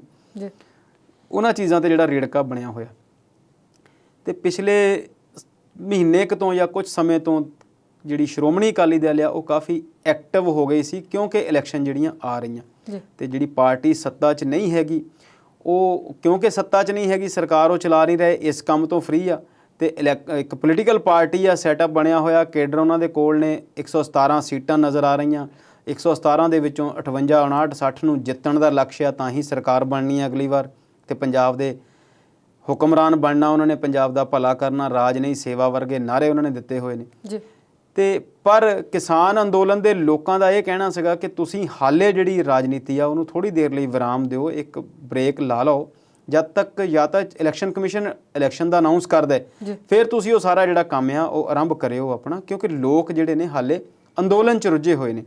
ਤੇ ਸੰਵਿਧਾਨਕ ਤਰੀਕੇ ਤੋਂ ਵੀ ਇਹ ਗੱਲ ਠੀਕ ਸੀ ਕਿ ਇਲੈਕਸ਼ਨ ਦਾ ਪ੍ਰਚਾਰ, ਚੋਣ ਪ੍ਰਚਾਰ ਜਿਹੜੇ ਉਦੋਂ ਹੀ ਹੋਣੇ ਚਾਹੀਦੇ ਨੇ ਜਦੋਂ ਇਲੈਕਸ਼ਨ ਅਨਾਊਂਸ ਹੋ ਜਾਣ। ਤੇ ਸ਼੍ਰੋਮਣੀ ਅਕਾਲੀ ਦਲ ਨੂੰ ਇੱਦਾਂ ਲੱਗਦਾ ਸੀਗਾ ਕਿ ਇਹ ਜਿਹੜੀ ਕਿਸਾਨ ਮੋਰਚੇ ਦੀ ਗੱਲ ਹੈ ਇਹ ਸਾਡੇ ਖਿਲਾਫ ਜਾਂਦੀ ਆ। ਉਹ ਇਸ ਕਰਕੇ ਵੀ ਕਾਲੇ ਸੀ ਕਿ ਕਾਂਗਰਸ ਦਾ ਆਪਸ ਦੇ ਵਿੱਚ ਰੌਲਾ ਰੱਪਾ ਪਿਆ, ਅਸੀਂ ਉਨੀ ਦੇਰ 'ਚ ਜਿੰਨੀਆਂ ਟਿਕਟਾਂ ਅਨਾਊਂਸ ਕਰ ਦਈਏ, ਜਿੰਨੇ ਹਲਕੇ ਕਵਰ ਕਰ ਲਈਏ, ਜਿੰਨਾ ਘੁੰਮ ਫਿਰ ਲਈਏ, ਜਿੰਨਾ ਪ੍ਰਚਾਰ ਕਰ ਲਈਏ ਉਨਾ ਚੰਗਾ। ਉਹਦੇ ਤੋਂ ਹੀ ਜਿਹੜੀ ਗੱਲ ਸੀ ਉਹ ਮੋਗੇ ਦੇ ਰੈਲੀ ਜਿੱਦਣ ਸੀ ਉਦਣ ਇਹਦਾ ਵਿਰੋਧ ਹੋਇਆ ਸੁਖਬੀਰ ਸਿੰਘ ਬਾਦਲ ਦਾ, ਉੱਥੇ ਕੁਝ ਝੜਪਾਂ ਵੀ ਹੋਈਆਂ, ਲਾਠੀਚਾਰਜ ਹੋਇਆ, ਪੁਲਿਸ ਨੇ ਵੀ ਕੁਝ ਗਰਮੋ ਗਰਮੀ ਦਿਖਾਈ। ਉਸ ਤੋਂ ਬਾਅਦ ਕਿਸਾਨ ਮੋਰਚੇ ਨੇ ਚੰਡੀਗੜ੍ਹ ਦੇ ਵਿੱਚ ਮੀਟਿੰਗ ਰੱਖੀ। ਸ਼੍ਰੋਮਣੀ ਅਕਾਲੀ ਦਲ ਨੇ ਹੀ ਕਿਹਾ ਸੀ ਕਿ ਅਸੀਂ ਤੁਹਾਡੇ ਸਵਾਲਾਂ ਦੇ ਜਵਾਬ ਦੇ ਦਿੰਦੇ ਹਾਂ, ਸਾਡਾ ਜਿਹੜਾ ਵਿਰੋਧ ਆ ਉਹ ਨਾ ਕੀਤਾ ਜਾਵੇ। ਹਾਲਾਂਕਿ ਮੋਰਚੇ ਦੀਆਂ ਕੁਝ ਜਥੇਬੰਦੀਆਂ ਨੇ ਇਹ ਕਿਹਾ ਵੀ ਸੀ ਕਿ ਅਸੀਂ ਵਿਰੋਧ ਜਿਹੜਾ ਆ ਉਹ ਸਿਰਫ BJP ਦਾ ਕਰਨ ਨੂੰ ਕਹਿੰਦੇ ਹਾਂ, ਬਾਕੀਆਂ ਨੂੰ ਸਵਾਲ ਜ਼ਰੂਰ ਪੁੱਛੇ ਜਾ ਸਕਦੇ ਨੇ। ਪਰ ਉਹ ਗੱਲ ਉੱਥੇ ਫਿਰ ਰਿਜ਼ਲਟ ਆਇਆ ਕਿ ਸਾਰੇ ਲੋਕਾਂ ਨੂੰ, ਸਾਰੀਆਂ ਪੋਲੀਟੀਕਲ ਧਿਰਾਂ ਨੂੰ ਇਹ ਸੁਨੇਹਾ ਦਿੱਤਾ ਗਿਆ ਸੰਯੁਕਤ ਕਿਸਾਨ ਮੋਰਚੇ ਵੱਲੋਂ ਕਿ ਜੇਕਰ ਤੁਸੀਂ ਕਿਸਾਨਾਂ ਦੀ ਹਿਤੈਸ਼ੀ ਪਾਰਟੀਆਂ ਹੋ ਤੇ ਫਿਰ ਤੁਸੀਂ ਆਪਣੇ ਸੰਸਦ ਮੈਂਬਰਾਂ ਨੂੰ ਜਾਂ ਵਿਧਾਨ ਸਭਾ ਦੇ ਮੈਂਬਰਾਂ ਨੂੰ ਲੈ ਕੇ ਦਿੱਲੀ ਸੰਸਦ ਦੇ ਵਿੱਚ ਧਰਨਾ ਦਿਓ ਤੇ ਸਾਡੀ ਮਦਦ ਕਰੋ, ਤੇ ਪੰਜਾਬ ਦੇ ਵਿੱਚ ਉਨੀ ਦੇਰ ਲਈ ਕੋਈ ਜਿਹੜੀ ਪੋਲੀਟੀਕਲ ਗਤੀਵਿਧੀ ਆ ਉਹ ਨਾ ਕਰੋ। ਉਹ ਸਾਰਿਆਂ ਨੇ ਹੀ ਲਗਭਗ ਗੱਲ ਮੰਨ ਲਈ, ਪਰ ਉਹ ਗੱਲ ਦੂਸਰੇ ਤਰੀਕੇ ਨਾਲ ਸ਼੍ਰੋਮਣੀ ਅਕਾਲੀ ਦਲ ਨੇ ਇੱਦਾਂ ਮੰਨੀ ਕਿ ਅਸੀਂ ਸੰਸਦ 'ਚ ਜਿਹੜਾ ਧਰਨਾ ਦਿਆਂਗੇ ਦਿੱਲੀ ਦੇ ਵਿੱਚ, ਉਹ ਸਿਰਫ ਵਿਧਾਨ ਸਭਾ ਜਾਂ ਲੋਕ ਸਭਾ ਦੇ ਮੈਂਬਰ ਨਹੀਂ ਸਾਡੇ ਨਾਲ ਜਾਣਗੇ, ਅਸੀਂ ਸਾਰਾ ਹਜੂਮ ਲੈ ਕੇ ਜਾਵਾਂਗੇ। ਤੇ ਫਿਰ ਜਦੋਂ ਲੋਕ ਇੱਥੋਂ ਗਏ ਦਿੱਲੀ ਨੂੰ ਤੇ ਰਸਤੇ 'ਚ ਸਿੰਘੂ ਬਾਰਡਰ ਲੰਘ ਕੇ ਤਾਂ ਉੱਥੋਂ ਹੀ ਜਾਣਾ ਸੀ, ਟਿੱਕਰੀ ਤੋਂ ਵੀ ਜਾਣਾ ਸੀ, ਤੇ ਉੱਥੇ ਵੀ ਕਿਸਾਨ ਜਥੇਬੰਦੀਆਂ ਨੇ ਜਾਂ ਕਿਸਾਨ ਲੋਕ ਜਿਹੜੇ ਉੱਥੇ ਗਏ ਹੋਏ ਨੇ ਇਹਨਾਂ ਕਾਨੂੰਨਾਂ ਦੇ ਖਿਲਾਫ, ਉਹਨਾਂ ਨੇ ਇਹਨਾਂ ਦੀਆਂ ਕਾਰਾਂ ਰੋਕ ਕੇ ਤੇ ਇਹਨਾਂ ਦੇ ਨਾਲ ਉੱਥੇ ਸਵਾਲ ਜਵਾਬ ਕੀਤੇ, ਕੁਝ ਵੀਡੀਓਜ਼ ਬਣੀਆਂ। ਕੁਝ ਵੀਡੀਓਜ਼ ਦੇ ਵਿੱਚ ਇਹ ਚੀਜ਼ਾਂ ਸਾਹਮਣੇ ਆਈਆਂ ਕਿ ਉਹਨਾਂ ਕਾਰਾਂ ਜਿਹੜੀਆਂ ਜਾ ਰਹੀਆਂ ਸੀ ਅਕਾਲੀ ਦਲ ਦੀਆਂ ਉਹਨਾਂ ਦੇ ਵਿੱਚ ਜਾਂ ਵਾਪਸ ਆਉਣ ਵੇਲੇ ਉਹਨਾਂ ਦੇ ਵਿੱਚ ਕੁਝ ਸ਼ਰਾਬ ਪੀਂਦੇ ਹੋਏ ਲੋਕ ਸੀ ਜਾਂ ਕੁਝ ਅਜਿਹੇ ਜਿਹੜੀਆਂ ਗੱਲਾਂ ਦੇਖਣ ਨੂੰ ਮਿਲੀਆਂ ਜੀ। ਤੇ ਉਹਨਾਂ ਦਾ ਵਿਰੋਧ ਕੀਤਾ ਗਿਆ ਉੱਥੇ। ਵੀਡੀਓਜ਼ ਜਿੰਨੀਆਂ ਕੁ ਅਸੀਂ ਦੇਖੀਆਂ ਵੱਖਰੇ ਵੱਖਰੇ ਮਾਧਿਅਮ ਤੋਂ ਆਈਆਂ, ਕੁਝ ਲੋਕਾਂ ਨੇ ਭੇਜੀਆਂ ਜਾਂ ਕੁਝ WhatsApp ਤੇ ਸੋਸ਼ਲ ਮੀਡੀਆ ਤੇ ਘੁੰਮਦੀਆਂ ਫਿਰਦੀਆਂ ਸੀ ਜੀ। ਉਸ ਤੋਂ 2 ਕੁ ਦਿਨ ਬਾਅਦ ਸ਼੍ਰੋਮਣੀ ਅਕਾਲੀ ਦਲ ਵੱਲੋਂ ਇੱਕ ਪ੍ਰੈਸ ਕਾਨਫਰੰਸ ਕੀਤੀ ਗਈ ਜਿਹਦੇ 'ਚ ਉਹਨਾਂ ਨੇ ਸਿੱਧਾ ਜਿਹੜਾ ਦੋਸ਼ ਸੀ ਉਹ ਕਿਸਾਨ ਅੰਦੋਲਨ ਦੇ ਵਿੱਚ ਸ਼ਾਮਲ ਕੁਝ ਸ਼ਰਾਰਤੀ ਤੱਤਾਂ ਤੇ ਲਾਇਆ ਜੀ। ਇਹ ਤੁਸੀਂ ਜਾਣਦੇ ਆ ਕਿ ਜਦੋਂ ਵੀ ਕੋਈ ਗੱਲ ਕਰਨੀ ਹੋਵੇ ਸਿੱਧਾ ਕਿਸੇ ਨੂੰ ਨਾ ਕਹਿਣਾ ਹੋਵੇ ਤੇ ਫਿਰ ਇਹ ਕਿਹਾ ਜਾਂਦਾ ਕਿ ਜਿਹੜੇ ਦੰਗੇ ਨੇ ਉਹ ਵਿਰੋਧੀ ਪਾਰਟੀ ਦੇ ਸ਼ਰਾਰਤੀ ਅਨਸਰਾਂ ਨੇ ਕਰਵਾਏ ਨੇ ਜੀ। ਕਿਸਾਨਾਂ ਨੂੰ ਅੱਜ ਤੱਕ ਕਿਸੇ ਵੀ ਪੋਲੀਟੀਕਲ ਪਾਰਟੀ ਨੇ ਮਾੜਾ ਨਹੀਂ ਕਿਹਾ, ਬੀਜੇਪੀ ਨੇ ਵੀ ਨਹੀਂ ਕਿਹਾ। ਉਹਨਾਂ ਨੇ ਵੀ ਹਮੇਸ਼ਾ ਇਹੀ ਕਿਹਾ ਕਿ ਇਹਨਾਂ ਦੇ ਵਿੱਚ ਕਾਂਗਰਸੀ ਲੁਕੇ ਹੋਏ ਨੇ, ਇਹਨਾਂ ਦੇ ਵਿੱਚ ਆਮ ਆਦਮੀ ਪਾਰਟੀ ਦੇ ਲੋਕ ਲੁਕੇ ਹੋਏ ਨੇ, ਇਹਨਾਂ ਦੇ ਵਿੱਚ ਕਾਮਰੇਡ ਜਿਹੜੇ ਨੇ ਜਾਂ ਕਮਿਊਨਿਸਟ ਪਾਰਟੀ ਦੇ ਜਿਹੜੇ ਲੋਕ ਨੇ ਉਹ ਲੁਕੇ ਹੋਏ ਨੇ। ਸੋ ਪ੍ਰੈਸ ਕਾਨਫਰੰਸ ਕਰਕੇ ਜਦੋਂ ਉਹਨਾਂ ਨੇ ਇਸ ਗੱਲ ਦੀ ਡਿਮਾਂਡ ਕੀਤੀ ਕਿ ਇਹ ਜਿਹੜੇ ਲੋਕ ਨੇ ਇਹਨਾਂ ਦੇ ਉੱਤੇ ਸੰਯੁਕਤ ਕਿਸਾਨ ਮੋਰਚਾ ਕਾਰਵਾਈ ਕਰੇ, ਉਹਨਾਂ ਨੇ ਸ਼੍ਰੋਮਣੀ ਅਕਾਲੀ ਦਲ ਦੇ ਵਰਕਰਾਂ ਦੀ ਜਾਂ ਸ਼੍ਰੋਮਣੀ ਅਕਾਲੀ ਦਲ ਦੇ ਲੋਕਾਂ ਦੀ ਜਾਂ ਪੰਜਾਬ ਦੇ ਬਜ਼ੁਰਗਾਂ ਦੀ ਜਿਹੜੀ ਆ ਉਹ ਬੇਇੱਜ਼ਤੀ ਜਿਹੜੀ ਆ ਕੀਤੀ ਆ ਤੇ ਉਹਨਾਂ ਨੇ ਕੁਝ ਚੀਜ਼ਾਂ ਵੀ ਦਿਖਾਈਆਂ ਕਿ ਸਾਡੀਆਂ ਸ਼ਰਟਾਂ ਦੇ ਉੱਤੇ ਸ਼੍ਰੋਮਣੀ ਅਕਾਲੀ ਦਲ ਦਾ ਨਾਮ ਲਿਖ ਕੇ ਜਾਂ ਮੁੱਖ ਪ੍ਰਧਾਨ ਦਾ ਨਾਮ ਲਿਖ ਕੇ ਲਿਖਿਆ ਗਿਆ ਕਿ ਇਹ ਮਾੜੇ ਬੰਦੇ ਨੇ ਜਾਂ ਇਹ ਗਲਤ ਬੰਦੇ ਨੇ ਜਾਂ ਇਹ ਚੋਰ ਬੰਦੇ ਨੇ। ਇਹੋ ਜਿਹੀਆਂ ਚੀਜ਼ਾਂ ਉਹਨਾਂ ਨੇ ਸਾਰੀਆਂ ਪ੍ਰੈਸ ਕਾਨਫਰੰਸ ਦੇ ਵਿੱਚ ਦਿਖਾਈਆਂ ਜਿਹੜੀਆਂ ਡਾਕਟਰ ਦਲਜੀਤ ਸਿੰਘ ਚੀਮਾ ਤੇ ਮੇਰਾ ਖਿਆਲ ਪ੍ਰੇਮ ਸਿੰਘ ਚੰਦੂਮਾਜਰਾ ਵੀ ਸ਼ਾਮਲ ਸੀ, ਹੋਰ ਵੀ ਕਾਫੀ ਲੋਕ ਸੀ ਉਹਦੇ ਵਿੱਚ ਜਿਹੜੇ ਅਹੁਦੇਦਾਰ ਵੀ ਸੀ ਜਾਂ ਉਹ ਲੋਕ ਜਿਨ੍ਹਾਂ ਨਾਲ ਇਹ ਸਾਰਾ ਕੁਝ ਹੋਇਆ ਉਹਨਾਂ ਨੇ ਦਿਖਾਇਆ ਹੈ। ਜਦੋਂ ਪੱਤਰਕਾਰਾਂ ਨੇ ਉਹਨਾਂ ਨੂੰ ਕਿਹਾ ਕਿ ਤੁਸੀਂ ਇਹ ਸਾਰਾ ਕੁਝ ਸੰਯੁਕਤ ਕਿਸਾਨ ਮੋਰਚੇ ਤੇ ਦੱਸ ਰਹੇ ਹੋ, ਤੁਸੀਂ ਇਹਦੇ ਲਈ FIR ਦਰਜ ਕਿਉਂ ਨਹੀਂ ਕਰਾਉਂਦੇ? ਦੇਖੋ ਹੁਣੇ ਤੁਸੀਂ ਗੱਲ ਕੀਤੀ ਸੀ ਰਵੀਨ ਠੁਕਰਾਲ ਦੀ ਤੇ ਅਸੀਂ ਕੱਲ ਪਰਸੋਂ ਗੱਲ ਕੀਤੀ ਸੀ ਮੁਹੰਮਦ ਮੁਸਤਫਾ ਦੇ ਟਵੀਟਸ ਦੀ। ਇਹ ਸਾਰੀਆਂ ਚੀਜ਼ਾਂ ਨਾ ਫਿਰ ਪਰਮਿੰਦਰ ਜੀ ਕਿਤੇ ਨਾ ਕਿਤੇ ਜਾ ਕੇ ਰਾਜਨੀਤੀ ਨਾਲ ਜੁੜਦੀਆਂ। ਰੰਜਿਸ਼ ਕਿਸੇ ਹੋਰ ਗੱਲ ਦੀ ਆ, ਮਸਲਾ ਕਿਤੇ ਹੋਰ ਫਸਿਆ ਹੋਇਆ। ਤੁਸੀਂ ਉਸ ਜੇ ਤੁਹਾਡੇ ਨਾਲ ਕਿਤੇ ਤੁਹਾਡੀ ਕੋਈ ਕਾਰ ਰੋਕਦਾ, ਤੁਹਾਡੇ ਨਾਲ ਕੋਈ ਜ਼ਬਰਦਸਤੀ ਕਰਦਾ, ਤੁਹਾਨੂੰ ਕੋਈ ਮਾਰਕੁੱਟ ਕਰਦਾ ਤੇ ਤੁਸੀਂ ਸੰਬੰਧਿਤ ਥਾਣੇ ਤੇ ਉਸ ਬੰਦੇ ਦੀ ਵੀਡੀਓ ਤੁਹਾਡੇ ਕੋਲ ਆ, ਉੱਥੇ ਜਾ ਕੇ ਉਹਦਾ ਪਰਚਾ ਦਰਜ ਕਰਾਓ ਜਾਂ ਉਹਦੇ ਤੇ ਇੱਕ ਕੰਪਲੇਂਟ ਕਰੋ। ਪਰ ਇੱਥੇ ਰਾਜਨੀਤੀ ਇਹ ਹੋ ਰਹੀ ਆ ਕਿ ਅਕਾਲੀ ਦਲ, ਮੈਨੂੰ ਇੱਦਾਂ ਲੱਗਦਾ ਇਹ ਕੱਲ ਦਿਖਾਉਣੀ ਚਾਹੁੰਦਾ ਕਿ ਸੰਯੁਕਤ ਕਿਸਾਨ ਮੋਰਚਾ ਅਕਾਲੀ ਦਲ ਦਾ ਵਿਰੋਧ ਕਰ ਰਿਹਾ ਤੇ ਫਿਰ ਉਸੇ ਸਿਲਸਿਲੇ ਦੇ ਵਿੱਚ ਜਦੋਂ ਇਹਨਾਂ ਨੇ ਪ੍ਰੈਸ ਕਾਨਫਰੰਸ ਦੇ ਵਿੱਚ ਡਿਮਾਂਡ ਕੀਤੀ ਸੰਯੁਕਤ ਕਿਸਾਨ ਮੋਰਚੇ ਦੀ, ਫਿਰ ਸੰਯੁਕਤ ਕਿਸਾਨ ਮੋਰਚੇ ਦੇ ਲੀਡਰ ਸਾਹਮਣੇ ਆਏ, ਉਹਨਾਂ ਨੇ ਵੀ ਇੱਕ ਪ੍ਰੈਸ ਕਾਨਫਰੰਸ ਕੀਤੀ ਤੇ ਉਹ ਵੀ ਇਹਨਾਂ ਤੋਂ ਇੱਕ ਸਟੈਪ ਅੱਗੇ ਗਏ। ਰਾਜੇਵਾਲ ਸਾਹਿਬ ਨੇ ਫਿਰ ਜਿਹੜੀ ਗੱਲ ਉਹਦੇ 'ਚ ਕੀਤੀ ਕਿ ਸ਼੍ਰੋਮਣੀ ਅਕਾਲੀ ਦਲ ਨੂੰ ਇਹ ਕਿਹਾ ਸੀਗਾ ਕਿ ਉੱਥੇ ਜਿਹੜਾ ਤੁਸੀਂ ਵਿਰੋਧ ਕਰਨਾ ਆ ਉਹ ਲੀਡਰ ਜਾਣ, ਜਿਹੜੇ ਮੈਂਬਰ ਪਾਰਲੀਮੈਂਟ ਨੇ ਜਾਂ ਵਿਧਾਨ ਸਭਾ ਦੇ ਨੇ ਉਹ ਜਾਣ। ਤੇ ਉਹਨਾਂ ਨੇ ਕਿਹਾ ਵੀ ਵੀਡੀਓ ਤੇ ਸਾਡੇ ਕੋਲ ਵੀ ਆਈਆਂ ਸਾਰੀਆਂ ਜਿਹੜੀਆਂ ਤੁਸੀਂ ਦਿਖਾ ਰਹੇ ਹੋ, ਉਹ ਕੁਝ ਹੋਰ ਨੇ, ਉਹ ਤੁਹਾਡੀਆਂ ਬਣਾਈਆਂ ਹੋਈਆਂ ਨੇ, ਕੁਝ ਸਾਡੇ ਕੋਲ ਵੀ ਆਈਆਂ ਨੇ, ਪਰ ਅਸੀਂ ਉਸ ਗੱਲ ਤੇ ਨਹੀਂ ਜਾਂਦੇ। ਪਰ ਉਹਨਾਂ ਨੇ ਕਿਹਾ ਕਿ ਸ਼੍ਰੋਮਣੀ ਅਕਾਲੀ ਦਲ ਇਹ ਜਿਹੜਾ ਚੀਜ਼ਾਂ ਆ ਉਹ ਮੋਰਚੇ ਨੂੰ ਢਾਹ ਲਾਉਣ ਲਈ ਜਾਂ ਸਿਰਫ ਰਾਜਨੀਤੀ ਨੂੰ ਚਮਕਾਉਣ ਲਈ ਕਰ ਰਹੀਆਂ। ਉਹ ਕਰਦਿਆਂ ਉਹਨਾਂ ਨੇ ਇਹ ਵੀ ਕਿਹਾ ਕਿ ਸ਼੍ਰੋਮਣੀ ਅਕਾਲੀ ਦਲ ਤੇ ਬੇਅਦਬੀ ਦੇ ਮਸਲੇ ਨੂੰ ਵੀ ਹੱਲ ਨਹੀਂ ਕਰ ਸਕੀ। ਉਹ ਫਿਰ ਇੱਕ ਦੁਬਾਰਾ ਕਾਊਂਟਰ ਦੇ ਵਿੱਚ ਫਿਰ ਇੱਕ ਪ੍ਰੈਸ ਕਾਨਫਰੰਸ ਹੋਈ, ਫਿਰ ਉਹਨਾਂ ਨੇ ਹੁਣ ਸਿੱਧੀ ਗੱਲ ਜਿਹੜੀ ਆ ਰਾਜਨੀਤੀ ਤੇ ਆ ਗਈ। ਫਿਰ ਪ੍ਰੇਮ ਸਿੰਘ ਚੰਦੂਮਾਜਰਾ ਨੇ ਜਿਹੜੀ ਪ੍ਰੈਸ ਕਾਨਫਰੰਸ ਕੀਤੀ, ਉਹਨਾਂ ਨੇ ਕਿਹਾ ਕਿ ਰਾਜੇਵਾਲ ਸਾਹਿਬ ਗੱਲ ਸਿਰਫ ਕਿਸਾਨ ਅੰਦੋਲਨ ਦੇ ਦੌਰਾਨ ਜਿਹੜਾ ਸਾਡੇ ਨਾਲ ਘਟਨਾਕ੍ਰਮ ਹੋਇਆ, ਜਿਹੜਾ ਸਾਡੇ ਨਾਲ ਬੇਇੱਜ਼ਤੀ ਸਾਡੀ ਕੀਤੀ, ਸਾਡੀਆਂ ਗੱਡੀਆਂ ਦੇ ਸ਼ੀਸ਼ੇ ਤੋੜੇ ਗਏ, ਉਹਨਾਂ ਦੀ ਹੋ ਰਹੀ ਆ। ਜੇਕਰ ਤੁਸੀਂ ਸਿਆਸੀ ਗੱਲ ਕਰਨੀ ਆ ਤੇ ਫਿਰ ਸਿਆਸੀ ਮੰਚ ਤੇ ਆ ਕੇ ਕਰੋ ਤੇ ਸੰਯੁਕਤ ਕਿਸਾਨ ਮੋਰਚੇ ਦੀ ਸਟੇਜ ਨੂੰ ਜਾਂ ਸੰਯੁਕਤ ਕਿਸਾਨ ਮੋਰਚੇ ਦੇ ਬੈਨਰ ਨੂੰ ਤੁਸੀਂ ਉੱਥੇ ਪ੍ਰੈਸ ਕਾਨਫਰੰਸ ਕਰਕੇ ਸਿਆਸੀ ਗੱਲਾਂ ਨਾ ਕਰੋ। ਸੋ ਇਹ ਸਾਰਾ ਜਿਹੜਾ ਘਟਨਾਕ੍ਰਮ ਆ ਸਿਆਸੀ ਤੌਰ ਤੇ, ਪੰਜਾਬ ਦੀ ਰਾਜਨੀਤਿਕ ਤੌਰ ਤੇ ਸ਼੍ਰੋਮਣੀ ਅਕਾਲੀ ਦਲ ਇਸ ਗੱਲ ਤੋਂ ਲਾਹਾ ਲੈਣਾ ਜ਼ਰੂਰ ਚਾਹੁੰਦੀ ਆ, ਪਰ ਮੈਨੂੰ ਇੱਦਾਂ ਲੱਗਦਾ ਕਿ ਉਹ ਟਰੈਕ ਤੋਂ ਥੋੜ੍ਹਾ ਜਿਹਾ ਓਝਲ ਹੋ ਰਹੇ ਨੇ। ਕਿਸਾਨ ਵਾਲੇ ਪਾਸੇ ਨਾ ਜਾ ਕੇ ਜੇ ਉਹ ਇਸ ਗੱਲ ਨੂੰ ਪੰਜਾਬ ਦੇ ਹਿੱਤਾਂ ਲਈ ਕੋਈ ਹੋਰ ਬੜੇ ਮੁੱਦੇ ਨੇ, ਜੇਕਰ ਕਿਸਾਨ ਅੰਦੋਲਨ ਦੇ ਲੋਕਾਂ ਨਾਲ ਉਲਝਣਗੇ ਨਾ ਉਸ ਘਟਨਾ ਨੂੰ ਲੈ ਕੇ, ਮੋਗੇ ਵਾਲੀ ਨੂੰ ਲੈ ਕੇ ਜਾਂ ਚੰਡੀਗੜ੍ਹ ਮੀਟਿੰਗ ਵਾਲੇ ਆਦੇਸ਼ਾਂ ਨੂੰ ਲੈ ਕੇ, ਤਾਂ ਉਹਨਾਂ ਦਾ ਨੁਕਸਾਨ ਹੋਵੇਗਾ। ਉਹਦੀ ਵਜ੍ਹਾ ਇਹ ਆ ਕਿ ਅੱਜ ਦੀ ਤਰੀਕ ਦੇ ਵਿੱਚ ਜਿੰਨੇ ਵੀ ਪੰਜਾਬ ਦੇ ਲੋਕ ਨੇ ਉਹ ਕਿਸਾਨ ਮੋਰਚੇ ਨੂੰ ਇੱਕ ਚੰਗੀ ਉਮੀਦ ਦੇ ਤੌਰ ਤੇ ਦੇਖਦੇ ਨੇ ਤੇ ਜੇਕਰ ਕੋਈ ਸਿਆਸੀ ਧਿਰ ਉਹਦੇ ਦੂਜੇ ਪਾਸੇ ਨੂੰ ਜਾਂਦੀ ਆ ਤੇ ਉਹਦਾ ਥੋੜ੍ਹਾ ਜਿਹਾ ਜਿਹੜਾ ਆ ਉਹਨੂੰ ਇਸ ਚੀਜ਼ ਤੋਂ ਸੋਚਣਾ ਪਊਗਾ। ਹਾਲਾਂਕਿ ਉਹਨਾਂ ਕੋਲ ਬਹੁਤ ਚੰਗੇ ਸਲਾਹਕਾਰ ਤੇ ਚੰਗੀ ਟੀਮ ਹੈ, ਫਿਰ ਵੀ ਕਈ ਵਾਰ ਕੁਤਾਹੀ ਹੋ ਜਾਂਦੀ ਹੈ ਤੇ ਇਸ ਤੋਂ ਬਚਣਾ ਚਾਹੀਦਾ। ਕਿਸਾਨ ਅੰਦੋਲਨ ਜਿਹੜਾ ਜਿਸ ਰੂਪ ਦੇ ਵਿੱਚ ਭਖਿਆ ਹੋਇਆ, ਜਿਸ ਤਰੀਕੇ ਨਾਲ ਉਹ ਆਪਣਾ ਕੰਮ ਕਰ ਰਿਹਾ, ਉਹਨੇ ਸਾਰੀਆਂ ਹੀ ਪੰਜਾਬ ਦੀਆਂ ਸਿਆਸੀ ਧਿਰਾਂ ਦਾ ਵੱਡਾ ਫਾਇਦਾ ਕੀਤਾ ਆ। ਬੀਜੇਪੀ ਨੂੰ ਇਸ ਖੇਡ ਦੇ ਵਿੱਚੋਂ ਹੀ ਬਾਹਰ ਕੀਤਾ ਹੋਇਆ ਤੇ ਇਹਨਾਂ ਕੋਲ ਇੱਥੇ ਲੜਨ ਲਈ ਚੰਗਾ ਮੈਦਾਨ ਆ, ਆਪਣੀ ਗੱਲ ਰੱਖਣ ਲਈ ਪੂਰਾ ਟਾਈਮ ਆ ਅੰਦੋਲਨ ਦੇ ਵਾਲੇ ਪਾਸੇ ਨੂੰ ਨਾ ਜਾ ਕੇ ਪੰਜਾਬ ਦੇ ਸਿਆਸਤ ਦੇ ਵਿੱਚ ਹੋਰ ਬਹੁਤ ਸਾਰੇ ਜਿਹੜੇ ਮੁੱਦੇ ਨੇ ਉਹਨਾਂ ਨੂੰ ਛੇੜ ਸਕਦੇ ਨੇ, ਉਹਨਾਂ ਨੂੰ ਚੁੱਕ ਸਕਦੇ ਨੇ। ਜੀ ਅੰਮ੍ਰਿਤ ਜੀ, ਹੁਣ ਪੰਜਾਬ ਤੋਂ ਜੰਮੂ ਦੀ ਗੱਲ ਕਰਦੇ ਹਾਂ। ਜੰਮੂ ਦੇ ਵਿੱਚ ਵਪਾਰੀਆਂ ਨੇ ਅੱਜ ਬੰਦ ਦਾ ਸੱਦਾ ਦਿੱਤਾ ਹੈ, ਉਹ ਭਲਾ ਕਿਉਂ ਹੈ? ਦੇਖੋ, ਜਦੋਂ ਅਸੀਂ ਜੰਮੂ ਦੀ ਗੱਲ ਕਰਦੇ ਹਾਂ, ਜੰਮੂ ਤੇ ਕਸ਼ਮੀਰ, ਜੰਮੂ ਤੇ ਸ਼੍ਰੀਨਗਰ ਤੇ ਲੇਹ ਲਦਾਖ, ਇਹ 2-3 ਹਿੱਸੇ ਬਣਦੇ ਨੇ। ਜੰਮੂ ਦੇ ਲੋਕ ਆਮ ਤੌਰ ਤੇ ਬੀਜੇਪੀ ਦੇ ਹਮਾਇਤੀ ਮੰਨੇ ਜਾਂਦੇ ਨੇ। ਉਹਨਾਂ ਨੇ ਜਦੋਂ 370 ਤੋੜੀ ਉਦੋਂ ਵੀ ਪ੍ਰਧਾਨ ਮੰਤਰੀ ਮੋਦੀ ਦਾ ਇਹਦੇ 'ਚ ਸ਼ੁਕਰੀਆ ਕੀਤਾ, ਪਰ ਸਮਾਂ ਜਿਹੜਾ ਬਦਲ ਗਿਆ ਤੇ ਬਿਜ਼ਨਸ ਦੇ ਹਾਲਾਤ ਜਿਹੜੇ ਬਦਲ ਗਏ। ਅਸਲ 'ਚ ਕੇਂਦਰ ਸਰਕਾਰ ਨੇ ਉੱਥੇ 100 ਰਿਲਾਇੰਸ ਸਟੋਰ ਖੋਲ੍ਹਣ ਨੂੰ ਮਨਜ਼ੂਰੀ ਦਿੱਤੀ ਤੇ ਜੰਮੂ ਦੇ ਲੋਕਾਂ ਨੇ, ਜੰਮੂ ਦੇ ਵਪਾਰੀਆਂ ਨੇ ਬੰਦ ਕੀਤਾ ਕਿ ਸਰਕਾਰ ਜਿਹੜੀ ਆ ਇਹ ਛੋਟੇ ਦੁਕਾਨਦਾਰਾਂ ਦੇ, ਛੋਟੇ ਵਪਾਰੀਆਂ ਦੇ ਹਿੱਤਾਂ ਦਾ ਘਾਣ ਕਰ ਰਹੀ ਹੈ, ਕਤਲ ਕਰ ਰਹੀ ਹੈ। ਉਹਨਾਂ ਨੇ ਕਿਹਾ ਕਿ ਜੇ 100 ਸਟੋਰ ਖੁੱਲੂਗਾ ਤੇ 20,000 ਦੁਕਾਨਦਾਰ ਜਿਹੜਾ ਆ ਉਹ ਖਤਮ ਹੋਵੇਗਾ।